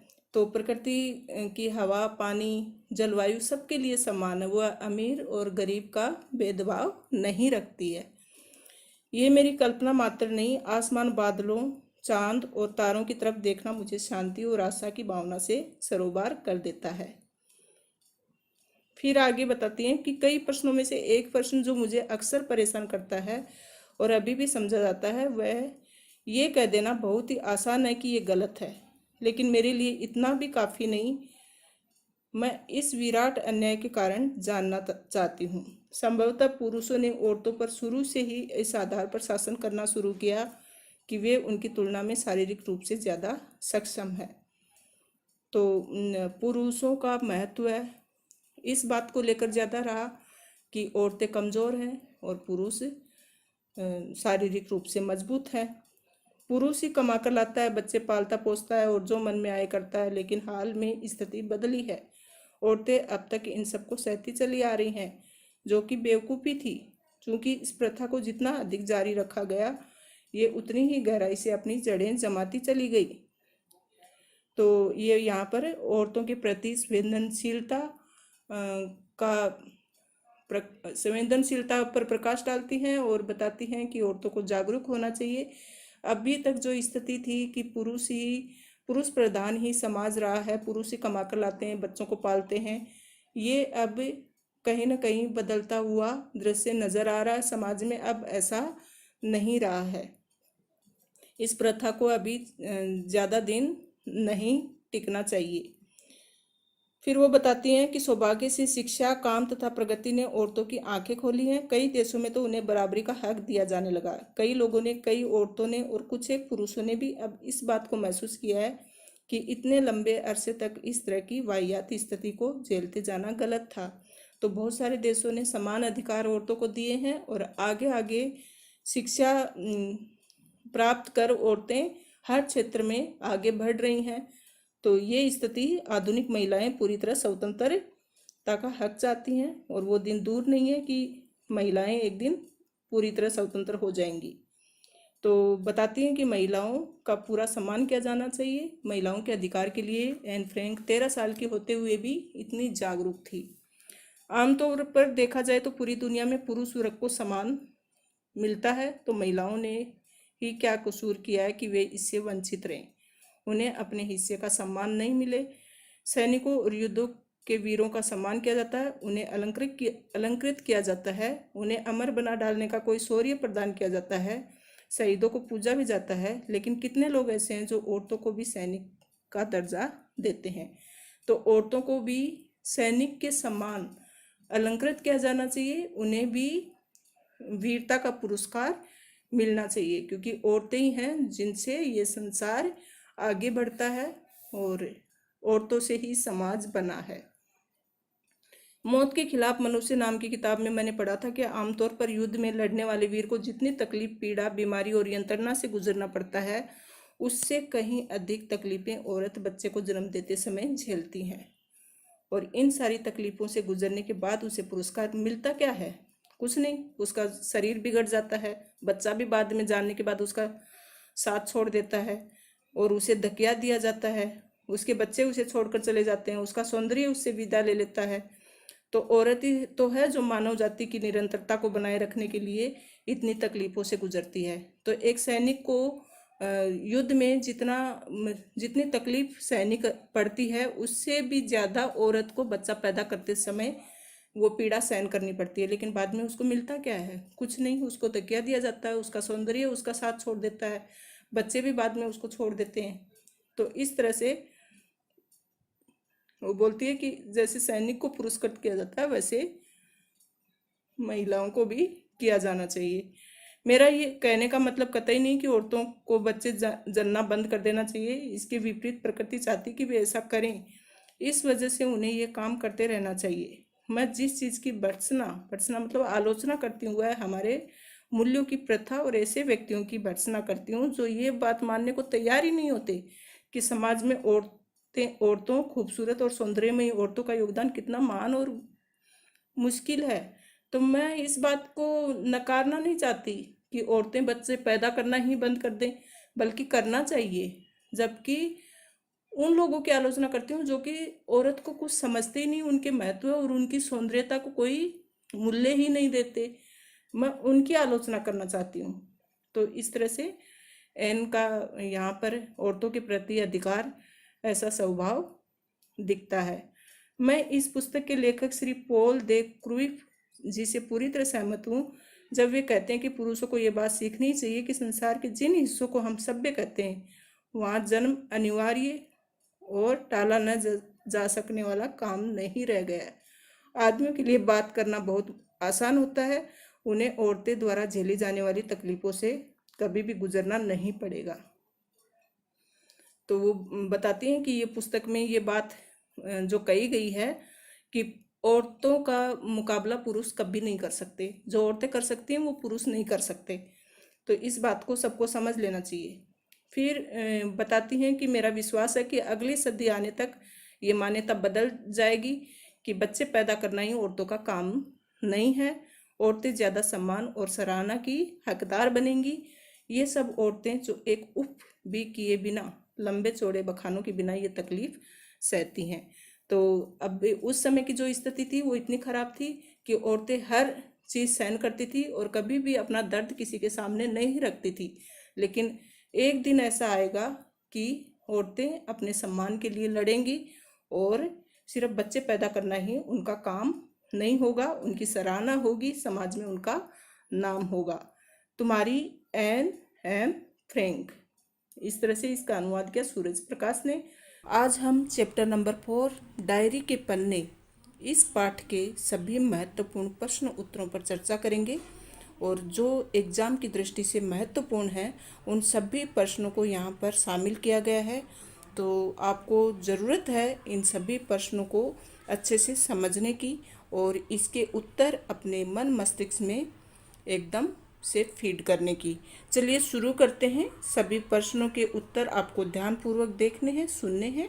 नहीं समझ में आए तो कमेंट बॉक्स में अवश्य लिखना है। पहला प्रश्न है, यह 60 लाख लोगों की तरफ से बोलने वाली एक आवाज़ है, एक ऐसी आवाज़ जो किसी संत या कवि की नहीं बल्कि एक साधारण लड़की की है। इल्या इहर्न बुक की इस टिप्पणी के संदर्भ में एन फ्रैंक की डायरी के पठित अंशों पर विचार करें। तो उत्तर है, ये बात बिल्कुल सही है कि ये डायरी नाजियों द्वारा यहूदियों पर किए गए अत्याचारों का खुला दस्तावेज है। इससे हमें द्वितीय विश्व युद्ध के दौरान यहूदियों की स्थिति, भय, भूख, आतंक, बीमारी, लाचारी आदि सभी स्थितियों को बहुत करीब से देखने व अनुभव करने को मिलता है। ये एकमात्र ऐसी डायरी है जो उस साधारण सी लड़की एन ने किसी ऐतिहासिक उद्देश्य से नहीं, बल्कि अपने एकांत अज्ञातवास में समय बिताने के उद्देश्य से लिखी थी। ये कोई महान संत या कवि नहीं थी, फिर भी उनकी आवाज़ से हमें यहूदियों का दुख जानने का अवसर प्राप्त होता है। दूसरे विश्व युद्ध में हिटलर ने यहूदियों को अनगिनत यातनाएं दी तथा उन्हें भूमिगत जीवन जीने के लिए मजबूर कर दिया था। तो बच्चों, आप समझ गए होंगे कि इस आवाज़ में ऐसा क्या था कि एक ये साधारण लड़की होते हुए भी इसने इहन बुक की मन मस्तिष्क पर प्रभाव डाला था। आगे बताते हैं कि डर इतना था कि लोग सूटकेस लेकर भी सड़क पर नहीं निकल सकते थे। इन्हें दिन का सूर्य व रात का चंद्रमा देखना भी वर्जित था। इन्हें राशन की कमी रहती थी तथा बिजली का कोटा भी था। ये फटे पुराने कपड़े, घिसे पीटे जूतों से काम चलाते थे। एन फ्रैंक की डायरी में भय, आतंक, भूख, प्यास, मानवीय संवेदना, हवाई हमले का डर, पकड़े जाने का डर, किशोर मन के सपने, प्रकृति के प्रति संवेदनशीलता, अकेलेपन की पीड़ा आदि का वर्णन है। तो ये इसकी एन फ्रैंक की डायरी की विशेषता है कि इसमें यहूदियों के प्रति, मतलब यहूदियों को किस तरह से जीवन बिताना पड़ता था और उनके प्रति दया भावना एन फ्रैंक ने अपनी डायरी में दिखाई है। इस तरह साधारण लड़की द्वारा रचित हुए भी यहाँ 60 लाख लोग की आवाज़ ये डायरी बन जाती है। अतः इत्या हत्यु की यहाँ टिप्पणी बिल्कुल सही है। प्रश्न नंबर 2 जो कि आया हुआ भी है, इम्पोर्टेंट प्रश्न है। कौन सा है? काश कोई तो होता जो मेरी भावनाओं को गंभीरता से समझ पाता। अफसोस ऐसा व्यक्ति मुझे अब तक नहीं मिला। क्या आपको लगता है कि एन के इस कथन में उसके डायरी लेखन का कारण छिपा है? तो प्रश्न क्या पूछना चाहता है कि एक ऐसा मोड़ आता है जिसमें एन को लगता है कि कोई मेरी भावनाओं को नहीं समझता है, कोई मेरे दिल की बातें, मन की बातें नहीं समझता है। तो क्या ये आपको ऐसा लगता है कि इसलिए एन ने ये डायरी लिखी? चलिए उत्तर समझ लेते हैं। हमें लगता है कि अकेलापन ही एन फ्रैंक के डायरी लेखन का कारण बना। यद्यपि वह अपने परिवार और वॉन दंपति के साथ अज्ञातवास में 2 वर्षों तक रही, लेकिन इस दौरान किसी ने उसकी भावनाओं को समझने का प्रयास नहीं किया। पीटर यद्यपि उससे प्यार करता था, लेकिन केवल दोस्त की तरह। जबकि हर किसी की शारीरिक ज़रूरतें होती हैं, लेकिन पीटर उसकी इस ज़रूरत को नहीं समझ सका। माता पिता और बहन ने भी कभी उसकी भावना को गंभीरता से नहीं लिया। समझो शायद इसी कारण वह डायरी लिखने लगी थी। बच्चों, आपको अपने विचार अपने हिसाब से लिखने कि आपको क्या लगता है कि एन फ्रैंक ने डायरी क्यों लिखी होगी। ये किसी अन्य के विचार हैं, लेकिन सबके, मुझे लगता है कि सभी की यही सोच है कि अकेलापन कहीं ना कहीं एन फ्रैंक को खा रहा था और उसकी कुछ दमित इच्छाएं थी जो कि कोई नहीं समझ पा रहा था। इसके लिए उसने डायरी के माध्यम से अपने विचारों को व्यक्त करने की कोशिश की। चलिए अगला प्रश्न, प्रश्न नंबर 3। प्रकृति प्रदत्त प्रजनन शक्ति के उपयोग का अधिकार बच्चे पैदा करें या ना करें, अथवा कितने बच्चे पैदा करें, इसकी स्वतंत्रता स्त्री से छीनकर हमारी विश्व व्यवस्था ने न सिर्फ स्त्री को व्यक्तित्व विकास के अनेक अवसरों से वंचित किया, बल्कि जनाधिक्य की समस्या भी पैदा की। एन की डायरी के 13 जून 1944 के अंश में व्यक्त विचारों के संदर्भ में इस कथन का औचित्य क्या है? तो इस कथन का मतलब क्या है कि जो प्रजनन शक्ति है स्त्रियों को बच्चा पैदा करने की, वह बच्चा पैदा करे या ना करे या कितना बच्चे पैदा करे, इसकी स्वतंत्रता स्त्री से छीनकर हमारी विश्व व्यवस्था ने न सिर्फ स्त्री को व्यक्तित्व विकास के अनेक अवसरों से वंचित किया है, बल्कि जनाधिक्य की समस्या भी पैदा की है। क्योंकि इसमें स्त्रियों के विचारों को महत्व नहीं दिया जाता है कि उसकी इच्छा क्या है, जबकि यही है कि उसको बच्चे पैदा करने चाहिए और इससे जनसंख्या वृद्धि बढ़ती ही जा रही है। तो इस कथन से इस कथन का औचित्य क्या है? तो एन का क्या मानना है कि पुरुषों से औरत पर शुरू में ही शारीरिक बल, आर्थिक आज़ादी आदि के आधार पर शासन किया है। वे अपनी मर्जी से हर कार्य करते रहे हैं। औरतें अब तक अपनी बेवकूफ़ी के कारण अन्याय सहती रही हैं। अब ये स्थिति बदल गई है।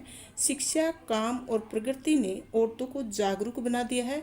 कुछ देशों ने उन्हें बराबरी का हक दिया है। तो एन महिलाओं के सम्मान में अपने विचार यहाँ पर व्यक्त करती है कि हमेशा पुरुष प्रधान समाज रहा है और पुरुषों ने हमेशा औरतों पर शारीरिक बल दिखाया है और आर्थिक आज़ादी भी पुरुषों को ही है। वो चाहे कमाएं ना चाहे ना कमाएं, कुछ भी कमाएं, कैसे भी रहें, लेकिन स्त्रियों को हमेशा मतलब पर्दे में रखने की कोशिश की है। घर से चार दीवारी से बाहर न निकलने की उनके ऊपर अंकुश लगा के रखा है। तो इस तरह से एन चाहती है कि औरतों को पुरुष की तरह सम्मान दिया जाए, क्योंकि औरत ही मानव जाति की निरंतरता को बनाए रखने के लिए पीड़ा सहती है। एन चाहती है कि औरत को बच्चे जन्मने चाहिए, क्योंकि प्रकृति ऐसा चाहती है। वह उन मूल्यों व व्यक्तियों को जिंदा करती है जो समाज में औरतों को सम्मान नहीं देते। वह स्त्री जीवन के अनुभव को अतुलनीय बताती है। अगला प्रश्न है बच्चों, एन की डायरी अगर एक ऐतिहासिक दौर का जीवन दस्तावेज है तो साथ ही उसके निजी सुख दुख और भावनात्मक उथल पुथल का भी इन पृष्ठों में दोनों का फर्क मिट गया है। इस कथन पर विचार करते हुए अपनी सहमति या असहमति तर्कपूर्वक व्यक्त करें।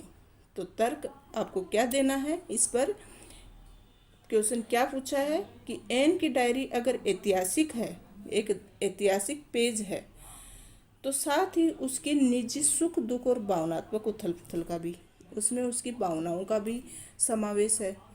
तो आपको ये बताना है कि दोनों का फर्क, इन दोनों में आपस का जो फर्क है वो मिट गया है। इसमें आपका क्या मत है? आप सहमत हो या नहीं हो?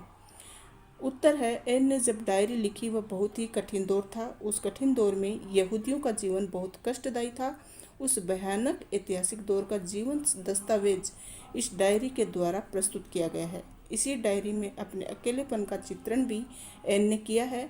एन ने लिखा है कि मुझे कभी कोई ऐसा व्यक्ति नहीं मिला जो मेरी भावनाओं को समझ सके। ये बात सिद्ध करती है कि एन की डायरी अगर एक ऐतिहासिक दौर का जीवन दस्तावेज है तो साथ ही उसके निजी सुख दुख और भावनात्मक उथल पुथल का प्रमाणिक अंकन भी है। प्रश्न नंबर 5, एन ने अपनी डायरी किट्टी, एक निर्जीव गुड़िया, को संबोधित करते हुए चिट्ठी की शक्ल में लिखने की ज़रूरत क्यों महसूस की होगी? पूछना क्या चाहता है कि किट्टी को संबोधित करते हुए डायरी लिखने की क्या ज़रूरत महसूस हुई एन को? तो एन की डायरी से पता चलता है कि ये एक संवेदनशील या अंतर्मुखी लड़की थी।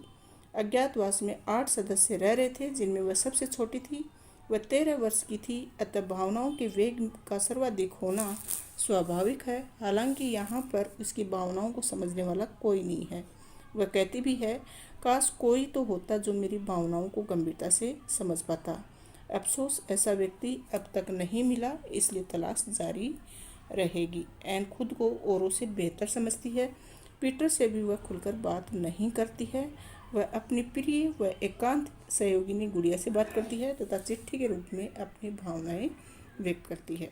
तो एक निर्जीव गुड़िया को ही संबोधित करती है, जिसका नाम वह किट्टी रखती है, और अपनी भावनाओं को उसके सामने व्यक्त करने का कारण है कि वह खुलकर किसी से बात नहीं करती। वह अंतर्मुखी है, वह संवेदनशील है, जो जल्दी से अपनी बातें किसी को नहीं बताती। प्रश्न नंबर 6, युद्ध के दौरान शहरों का माहौल कैसा हो गया था? विस्तार लिखें। बहुत ही अच्छा प्रश्न है, पूछा जा सकता है। एन फ्रैंक लिखती है कि युद्ध का नाजायज़ फ़ायदा डचों ने सबसे ज़्यादा उठाया। जो लोग अपनी मोटरसाइकिलें या कारें खड़ी करके बाजार में खरीदारी करते थे, उनकी गाड़ियां चुरा ली जाती थी। चोरी इतनी अधिक बढ़ गई थी कि लोग अंगूठी तक पहनना छोड़ चुके थे। 8-10 वर्ष का बच्चा भी खिड़की तोड़कर घर में रखा सामान उठा ले जाता था। लोग 5 मिनट के लिए भी अपना घर नहीं छोड़ सकते थे, क्योंकि इतनी देर में तो उनका सारा घर लूट लिया जाता। चोरी हुए सामान के बारे में आए दिन विज्ञापन छपते थे जो कि ये सामान लौटाएगा, उसे इनाम मिलेगा। गलियों और नुकड़ों पर लगी बिजली से चलने वाली घड़ियों तक लोग उतार ले जाते थे। सार्वजनिक टेलीफोन का तो कोई पुर्जा लोगों ने नहीं छोड़ा था। तो इस तरह की स्थिति थी, मतलब चोरी डकैती बहुत बढ़ गई थी। इतनी बढ़ गई थी कि लोग अंगूठी तक पहनना छोड़ चुके थे। अगला प्रश्न है, 19 मार्च 1943 की चिट्ठी में एन ने गिल्डर मुद्रा के बारे में क्या बताया? इससे क्या परेशानी आ गई थी? तो एन बताती है कि 1000 गिल्डर के नोट अवैध मुद्रा घोषित किए जा रहे हैं। ये ब्लैक मार्केट का धंधा करने वालों और उन जैसे लोगों के लिए बहुत बड़ा झटका होगा। उससे बड़ा संकट उन लोगों का था जो भूमिगत हैं, जो अपने धन का हिसाब किताब नहीं दे सकते। 1000 गिल्डर का नोट बदलवाने के लिए आप इस स्थिति में हों कि ये नोट आपके पास आया कैसे, और इसका सबूत भी देना होगा। उन्हें अदा करने के लिए उपयोग में लाया जा सकता है, लेकिन अगले हफ्ते तक ही 500 गिल्डर के नोट भी तभी बेकार हो जाएंगे। गियर्ड एंड कंपनी के पास अभी 1000 गिल्डर के कुछ नोट बाकी थे जिनका कोई हिसाब किताब नहीं था। प्रश्न नंबर 8, एन को ये डायरी लिखने की ज़रूरत क्यों महसूस हुई? इस डायरी के द्वारा वह क्या कहना चाहती है? तो अच्छा प्रश्न है बच्चों, आ सकता है एग्जाम में। एन चाहती है कि लोग नाजियों के अत्याचारों के बारे में सविस्तार से जानें। कही हुई या सुनी हुई बातों का प्रभाव ज़्यादा नहीं पड़ता, ये प्रभाव स्थायी भी नहीं होता। इसलिए उसने इन बातों को लिखने का मन बनाया ताकि लोग पढ़ें, सच को जानें, उससे प्रभावित हों। वह लिखी है कि मैं सही बता रही हूँ कि युद्ध के 10 साल बाद लोग इससे कितना चकित होंगे जब उन्हें पता चलेगा कि यहूदियों को अज्ञातवास में क्यों जाना पड़ा, यहूदियों पर कितने जुल्म हुए। ये सब बातें बताने के लिए एन ने डायरी लिखी। अगला प्रश्न है बच्चों, संवाद योजना की दृष्टि से यह डायरी सर्वथा सफल एवं सार्थक रही है, सिद्ध कीजिए। तो उत्तर है, यद्यपि डायरी में संवाद योजना नहीं होती, लेखक या लेखिका केवल आत्मपरक शैली में घटनाओं का क्रम से वर्णन करते हैं, लेकिन एन की इस डायरी की संवाद योजना अनूठी है। 19 मार्च 1943 को लिखी चिट्ठी में उसने संवाद योजना का प्रयोग किया। जब हिटलर घायल सैनिकों से बातचीत कर रहे थे और हालचाल जान रहे थे, तब संवाद योजना का प्रयोग किया गया। प्रस्तुत इस संवाद योजना का एक उदाहरण, मेरा नाम हेनरिक सापेल है। आप कहाँ जख्मी हुए थे? सनाली ग्राद के पास। किस किस्म का घाव है ये? दोनों पांव बर्फ की वजह से गल गए हैं। बाएं बाजू में हड्डी टूट गई है। इस प्रकार इस डायरी की संक्षिप्त संवाद योजना स्वाभाविक एवं सार्थक बन पड़ी है। प्रश्न नंबर 10, इस डायरी में एन के निजी जीवन का चित्रण भी हुआ है, सोदाहरण लिखें। तो इस डायरी में उसके मतलब पर्सनल लाइफ का चित्रण किया गया है। तो उदाहरण सहित आपको बताना है कि इस डायरी में ऐसी कौन सी घटना थी जिसमें ये पता चलता है कि उसकी पर्सनल लाइफ इसमें दी गई है। उत्तर है, एन फ्रैंक ने न केवल यहूदियों और नाजियों के बारे में लिखा बल्कि अपने बारे में भी लिखा। उसका निजी जीवन इस डायरी में प्रस्तुत हुआ है। एन को जीवन में कोई ऐसा मित्र नहीं मिला जो उसे समझ पाता, उसकी तकलीफ़ों को जान पाती, उसकी शारीरिक ज़रूरतों को पूरा करता। पीटर का प्यार केवल दोस्ती तक रहा। उसने भी कभी एन को समझने की ज़रूरत नहीं समझी, या फिर वह एन की भावनाओं को समझ ही नहीं पाया।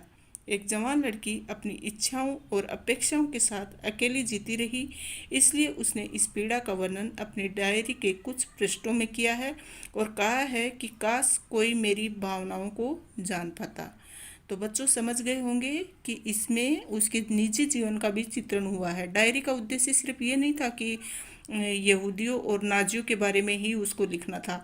हालांकि डायरी उनको लक्ष्य करके ही लिखी थी, लेकिन साथ साथ उसने अपने निजी जीवन का भी इसमें चित्रण किया है कि उसने बताया है कि ऐसा कोई बंदा नहीं था जो कि उसकी भावनाओं को समझ सके। चलिए अगला प्रश्न देखते हैं। प्रश्न नंबर 11, एन ने औरत की महत्ता को कैसे बताया? बहुत ही अच्छा प्रश्न है। उत्तर है, एन ने मौत के खिलाफ मनुष्य नाम की किताब में पढ़ा था कि आमतौर पर युद्ध में लड़ने वाले वीर को जितनी तकलीफ, पीड़ा, बीमारी और यंत्रणा से गुजरना पड़ता है, उससे कहीं अधिक तकलीफें औरत बच्चे को जन्म देते वक्त झेलती है और इन सारी तकलीफ़ों से गुजरने के बाद उसे पुरस्कार क्या मिलता है? जब बच्चा जनने के बाद उसका शरीर उसका आकर्षण खो देता है तो उसे एक तरफ धकेल दिया जाता है। उसके बच्चे उसे छोड़ देते हैं, उसका सौंदर्य उसे विद्या ले लेता है। औरत ही तो है जो मानव जाति की निरंतरता को बनाए रखने के लिए इतनी तकलीफ़ों से गुजरती है और संघर्ष करती है। बहुत अधिक मजबूत और बहादुर सिपाहियों से भी ज़्यादा मेहनत करके खटती है। वह जितना संघर्ष करती है उतना तो बड़ी बड़ी डींगे हाँकने वाले ये सारे सिपाही मिलकर भी नहीं करते। तो बच्चों, महज 13 वर्ष की लड़की के इतने गंभीर विचार, तो ये डायरी सही में हमें बहुत सारी प्रेरणा देती है कि वो कैसी चौंकाने वाली बातें उसने कही हैं। औरत के बारे में उसने कितने गंभीर विचार यहाँ पर व्यक्त किए हैं कि औरत की महत्ता को वह सामने लाने की कोशिश कर रही थी कि औरत को सिर्फ बच्चे पैदा करने वाली ना समझे और इतनी तकलीफ सहन करने के बाद भी औरत को मिलता क्या है, ये बातें उसने डायरी के माध्यम से बताई हैं। क्योंकि औरत से ही तो संसार और मानव जाति की निरंतरता बनी रहती है। औरत नहीं हो तो बच्चे कहाँ से होंगे, ये अपना संसार आगे कैसे बढ़ेगा, ये सब बातें उसने डायरी के माध्यम से बताई है। प्रश्न नंबर 12, एन की किन बातों से पता चलता है कि आज नारी स्वतंत्र होने लगी है? उत्तर है, एन कहती है कि संभवतः पुरुषों ने औरतों पर शुरू से ही इस आधार पर शासन करना शुरू किया कि वे उसकी तुलना में शारीरिक रूप से ज़्यादा सक्षम है। पुरुष ही कमा कर लाता है, बच्चे पालता पोसता है, जो मन में आए करती हैं। लेकिन हाल ही में स्थिति बदली है। औरत अब तक इनको सहन करती चली आ रही थी, जो कि बेवकूफ़ी थी। चूँकि इस प्रथा को जितना अधिक जारी रखा गया वह उतनी ही गहराई से अपनी जड़ें जमाती चली गई। सौभाग्य से शिक्षा, काम तथा प्रगति ने औरतों की आंखें खोली हैं। कई देशों में तो उनसे बराबरी का हक दिया जाने लगा है। तो कई लोगों ने, कई औरतों ने, कुछ एक पुरुषों ने भी अब इस बात को महसूस किया है। इतने लंबे अरसे तक इस तरह की वाहियात स्थिति से झेलते जाना गलत ही था। आधुनिक महिलाएं पूरी तरह स्वतंत्र होने का हक चाहती हैं। तो अब स्थिति धीरे धीरे सुधरी है शिक्षा की वजह से और महिलाएं आगे आई हैं। उन्होंने पुरुषों को ये एहसास दिलाया है कि वो बहुत कुछ कर सकती हैं। अकेले पुरुष ही नहीं जो कि समाज को चलाते हैं या परिवार को चलाते हैं। प्रश्न नंबर 13 जून 1944 को क्या खास बात थी? एन को क्या क्या मिला? बच्चों, इसका उत्तर है, इस दिन एन का जन्मदिन था। वह 15 वर्ष की हो गई थी। वह बताती है कि उसे काफ़ी उपहार मिले। स्प्रिंगर की 5 खंडों वाली कलात्मक इतिहास पुस्तकें, चड्डियों का एक सेट, 2 बेल्ट, एक रुमाल, दही के 2 कटोरे, जैम की शीशी, शहद वाले 2 छोटे बिस्किट, मम्मी पापा की तरफ से वनस्पति विज्ञान की एक किताब, मार्गेट की तरफ से सोने का एक ब्रेसलेट, वानदान परिवार की तरफ से स्टिकर, एल्बम, डसेल की तरफ से बायोमाल्ट और मीठे मटर, मीएब की तरफ से मिठाई, बेब की तरफ से मिठाई और लिखने के लिए कॉपियाँ। सबसे बड़ी बात, मिस्टर कुगलर की तरफ से मारिया टेरेसा नाम की किताब तथा क्रीम से भरे चीज़ के 3 स्लाइस। पीटर ने पियोनी फूलों का खूबसूरत गुलदस्ता दिया। उसे यह उपहार जुटाने में अच्छी खासी मेहनत करनी पड़ी, लेकिन वह कुछ और जुटा ही नहीं पाया। तो ये बहुत अच्छा प्रश्न है, आ सकता है एग्जाम में। आगे का प्रश्न है जो कि 2016 में भी पूछा गया और 2017 में भी अब फिर से पूछा जा सकता है। डायरी के पन्ने के आधार पर पीटर, जो कि एन फ्रैंक का दोस्त रहता है, उसके स्वभाव की विशेषताओं पर प्रकाश डालिए। तो उत्तर है, एन फ्रैंक ने अपने दोस्त पीटर के बारे में जिक्र करती है।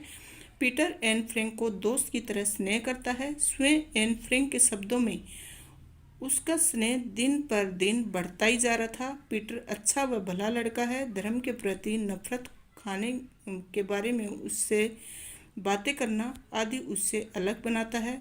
वह एन की आपत्तिजनक बातें भी सुन लेता है, जिन्हें कहने की वह अपनी मम्मी को भी इजाज़त नहीं देता।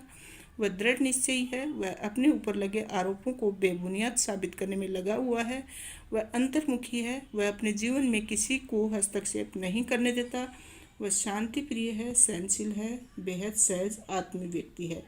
तो बहुत ही अच्छा प्रश्न है और इसका उत्तर आपको समझ में आ गया होगा कि अगर एन फ्रैंक के बारे में कोई कुछ कहता है तो वह नहीं कहने देता, और धर्म के प्रति नफरत और खाने के बारे में उसकी बातें करना, वह इस तरह की बातें करता है, और साथ ही अपने ऊपर जो भी आरोप लगते हैं उनको बेबुनियाद साबित करता है, और अपनी लाइफ के में किसी को हस्तक्षेप नहीं करने देता।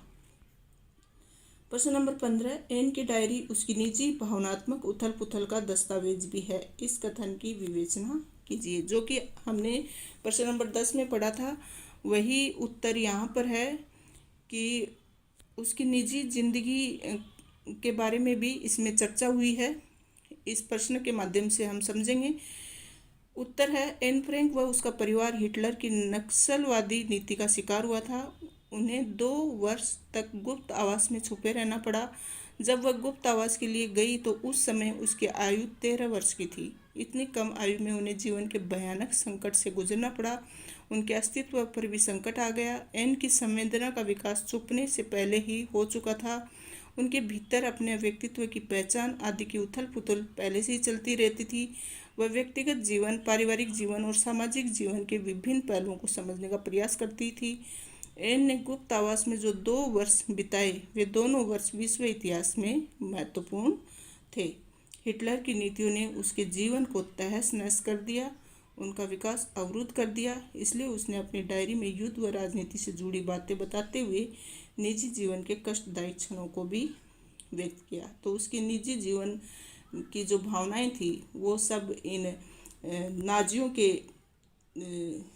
हिटलर की जो आतंकवादी नीति थी, तानाशाह की जो नीति थी, उसके चलते उसके निजी जीवन में बहुत ही उथल पुथल मची। प्रश्न नंबर 16, एन फ्रैंक की डायरी को एक महत्वपूर्ण दस्तावेज क्यों माना जाता है? और बहुत ही अच्छा प्रश्न है। उत्तर है, एन फ्रैंक की डायरी एक महत्वपूर्ण दस्तावेज। दस्तावेज क्या होता है कि एक समूह होता है सारी जानकारियों का, तो वो एक समूह के रूप में है, कागजात हैं एक तरह से ये डायरी, जिसमें महत्वपूर्ण जानकारियां हैं। ये डायरी 2 साल के अज्ञातवास के दौरान लिखी गई। 12 जून 1942 को उसके जन्मदिन पर सफ़ेद व लाल कपड़े की जिल्द वाली नोटबुक उसे उपहार के तौर पर मिली थी। तभी से उसने गुड़िया किट्टी को संबोधित करते हुए लिखनी शुरू की। तब वह गोपनीय जीवन शुरू नहीं हुआ था। महीने भर के अंदर उसे अज्ञातवास झेलना पड़ा। एन का डायरी लिखना जारी रहा। उसने आखिरी हिस्सा 1 अगस्त 1944 को लिखा, जिसके बाद वह नाजी पुलिस के हत्थे चढ़ गई। ये डायरी इतिहास के एक सबसे आतंकप्रद और दर्दनाक अध्याय के साक्षात अनुभव का बयान करती है। एन फ्रैंक उस दर्द की साक्षात भोक्ता थी मतलब भुगतने वाली। तो उस दर्द को उसने अपनी आंखों से देखा था। वह संवेदनशील सी, उसकी उम्र आने वाले दुश्मनों से भी पूरी तरह अछूती थी। इस डायरी में भय, आतंक, भूख, प्यास, मानवीय संवेदनाएं, प्रेम, घृणा, बढ़ती उम्र की तकलीफ़ें, ये सब उसको झेलनी पड़ी थी। ये डायरी यहूदियों पर ढाए गए जुल्मों का एक जीवंत दस्तावेज है। प्रश्न नंबर 17, डायरी के पन्ने पाठ के आधार पर एन के व्यक्तित्व की 3 विशेषताओं पर प्रकाश डालिए। तो आप एन फ्रैंक की बहुत सारी विशेषताएं इस डायरी के माध्यम से बता सकते हैं कि वह किस तरह की लड़की थी। तो इसमें आपको 3 ही बतानी है। तो पहली है बौद्धिक रूप से सक्रिय, कि वो बुद्धिमान थी। दूसरी है संवेदनशील, कि वो बहुत इमोशनल थी। और तीसरी है स्त्री की पक्षधर, कि वो स्त्रियों के खिलाफ, जो पुरुष थे उनके खिलाफ वह आवाज़ उठाती थी और स्त्रियों का साथ देती थी। तो बौद्धिक रूप की से सक्रिय में आप क्या करोगे, इसमें लिखोगे कि एन को नस्लवादी नफरत के कारण गुप्त आवास में रहना पड़ा। ऐसे एकाकी व भयभीत समय में भी वह डायरी लिखती रही। तो वह बुद्धिमान थी। संवेदनशील, एन संवेदनशील लड़की थी। वह पीटर के साथ अपनी भावनाएं व्यक्त करती थी। परिवार के हर सदस्य के बारे में वह जो कुछ महसूस करती थी उसे अपनी डायरी में लिखती थी। और स्त्री की पक्षधर, वह पुरानी महिलाओं को बेवकूफ़ कहती है क्योंकि वे पुरुष की कमाई पर आश्रित रहती थी। शिक्षित महिलाओं को सम्मान मिलना चाहिए, ऐसा वह सोचती थी। प्रश्न नंबर 18, एन ने अपनी डायरी में किट्टी को क्या क्या जानकारी दी। किट्टी को संबोधित करते हुए लिखती है ना, किट्टी मतलब एक गुड़िया रहती है, उसी को संबोधित करते हुए वह डायरी लिखती है। तो आपको बताना है, एन ने डायरी में निम्नलिखित जानकारी दी, पॉइंट बना के लिखेंगे आप। पहला है, रविवार को दोपहर घटी घटना, लगभग 3 बजे दरवाजे की घंटी बजती है। मार्गरेट गुस्से में थी क्योंकि पापा को एमएमएस से बुलाए जाने का नोटिस मिला था। हर कोई इस बुलावे का मतलब जानता था। दूसरा है, इमारत की जानकारी। एन ने किट्टी को पापा के दफ्तर की इमारत की जानकारी दी। इसमें तल मंजिल पर बना बड़ा सा गोदाम है जो काम करने की जगह और भंडार घर के रूम में इस्तेमाल होता था। तीसरा है, अपने 15वें जन्मदिन की 13 जून 1944 को एन का 15वां जन्मदिन था।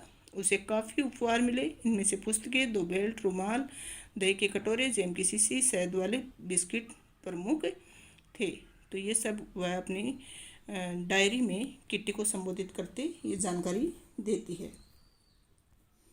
प्रश्न नंबर 19, डायरी के पन्ने के आधार पर औरतों की शिक्षा और उनके मानवाधिकारों के बारे में एन के विचारों को अपने शब्दों में लिखना है, या फिर इसको इस तरह से भी पूछ सकते हैं कि महिलाओं के अधिकारों और जीवन शैली के बारे में एन फ्रैंक के क्या विचार थे।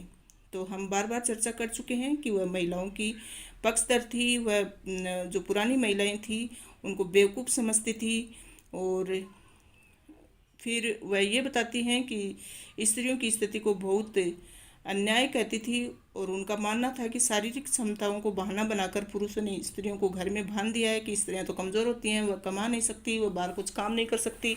ऐसा मतलब पुरुष प्रधान समाज की सोच है, जो कि एन फ्रैंक उसको गलत बताती है।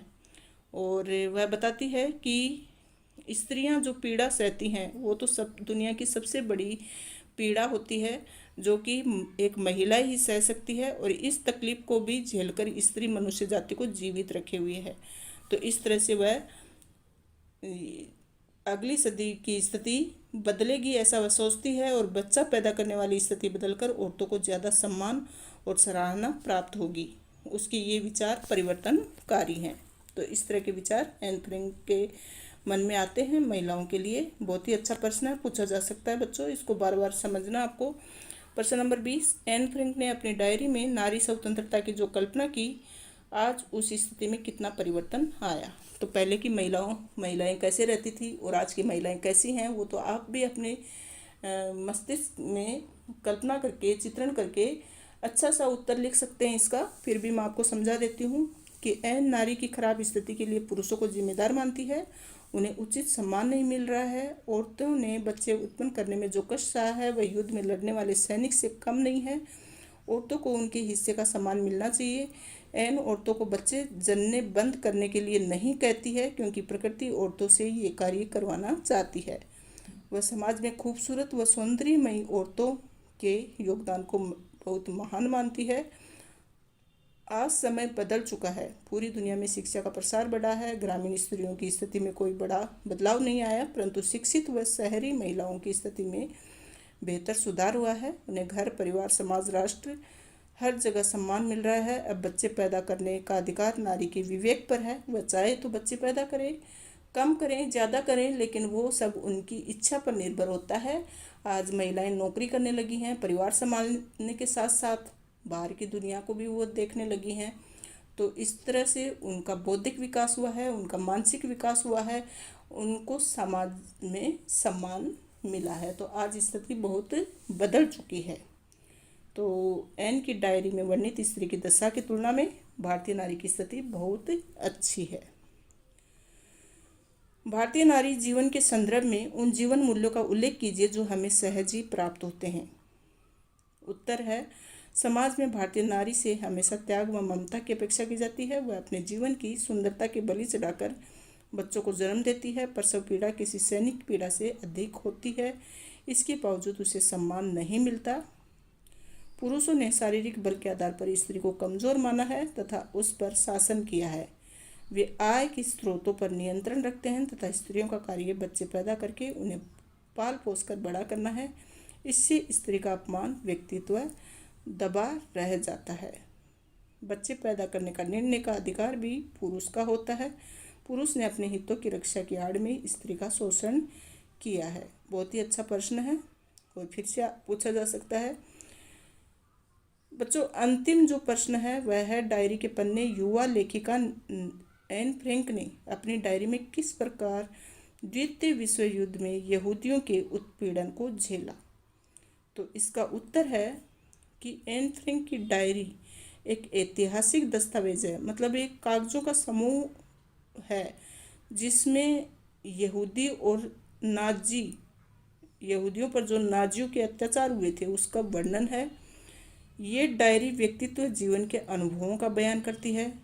एन और उसका परिवार 2 वर्ष तक कहीं अज्ञातवास में छुपे रहे और 1942 को एसएसएम के बुलावा आने पर सभी गुप्त रूप से रहने की योजना बनाने लगे। ये उनके जीवन का सबसे कठिन समय था। 9 जुलाई 1942 को एन के पिता के दफ्तर में गोदाम व भंडारघर के रूप में प्रयुक्त कमरे मिले। इस भवन के नीचे की सीढ़ियों वाले गलियारे से दूसरी मंजिल की ओर जाकर गली में खुलने वाले रास्ते की ओर बने कमरे में एन का परिवार रहता था, और बिजली कटने के डर से वे अधिक बिजली नहीं खर्च कर पाते थे। 4:30 बजे अंधेरा हो जाता था। दिन में घर के पर्दे हटाकर बाहर नहीं देख सकते थे। रात होने पर वे आसपास के पर्दे हटाकर देखते थे। दिन में वे उलूल जुलूल हरकतें करके दिन बिताते थे। एन ने रात में खिड़की खोलकर बादलों से लुका छुपी करते चांद को देखा। तो इस तरह से आम व्यक्ति को कठिन परिस्थितियों में रहने की प्रेरणा मिलती है ये एन फ्रैंक की डायरी से। वह हमें अपने अनुभव लिखने की भी प्रेरणा देती है। साथ ही हर स्थिति में मानसिक संतुलन बनाए रखना, ये भी संदेश हमें इस डायरी के माध्यम से मिलता है। क्योंकि जब वो 13 साल की लड़की का मानसिक संतुलन इतना अच्छा रहता है तो फिर बड़े बड़े लोगों को मतलब कठिन परिस्थितियों में डरने की आवश्यकता नहीं होनी चाहिए। इससे पहले आपको ये बताना है कि जो हमने पिछला वीडियो देखा अतीत में दबे पाँव, उसके लेखक का नाम क्या है वो आपको कमेंट बॉक्स में बताना है। साथ ही साथ जो सिंधु घाटी सभ्यता थी उसमें लेखक के अनुसार उसकी आबादी कितनी थी, मतलब जनसंख्या कितनी थी, वो भी आपको कमेंट बॉक्स में बताना है। दोनों ही महत्वपूर्ण प्रश्न है। मैं देखना चाहती हूँ कि आप वीडियो को कितना सीरियसली फॉलो करते हैं। चलिए आज का शुरू कर रहे हैं, डायरी के पन्ने। इसका पहला क्वेश्चन है, एन का कौन सा ऐसा शौक था जिसे उसके घर वाले पसंद नहीं करते थे। हर समय पढ़ाई करना, नई नई केस सजा करना, बहुत बोलना, गीत गाना। तो घर वालों को पसंद नहीं था उसके अलग अलग स्टाइल में बाल बनाना, मतलब नई नई केस सजा करना, ये उनको पसंद नहीं था। मिस्टर डसेल के बारे में लेखिका ने किस विशेषण का प्रयोग किया है। तो मिस्टर डसेल को लेखिका ने मतलब एन फ्रैंक ने चुगलखोर कहा है। मिस्टर डसेल लेखिका की शिकायत किससे करता था। तो मिस्टर डसेल लेखिका की शिकायत लेखिका की मम्मी से करता था। कौन सा देश जर्मनी के विरुद्ध युद्ध में शामिल नहीं हुआ था। तो इंग्लैंड भी हुआ था, फ्रांस भी हुआ था, अमेरिका भी हुआ था, टर्की नहीं हुआ था। जर्मनी के विरुद्ध युद्ध में टर्की शामिल नहीं था। कौन सी मुद्रा अवैध घोषित की गई। तो 1000 गिल्डर का नोट जो था वो अवैध घोषित कर दिया गया था। घायल सैनिकों से कौन बातचीत करता था। तो घायल सैनिकों से हिटलर बातचीत करता था। घायल सैनिक अपने जख्म दिखाते हुए क्या महसूस कर रहे थे। तो घायल सैनिक अपने जख्म दिखाते हुए गर्व महसूस कर रहे थे। हर सोमवार को लेखिका के लिए सिनेमा और थिएटर पत्रिका कौन लेकर आते थे। हर सोमवार को लेखिका के लिए सिनेमा और थिएटर की जो पत्रिका थी वो मिस्टर कुगलर लेकर आते थे। किसको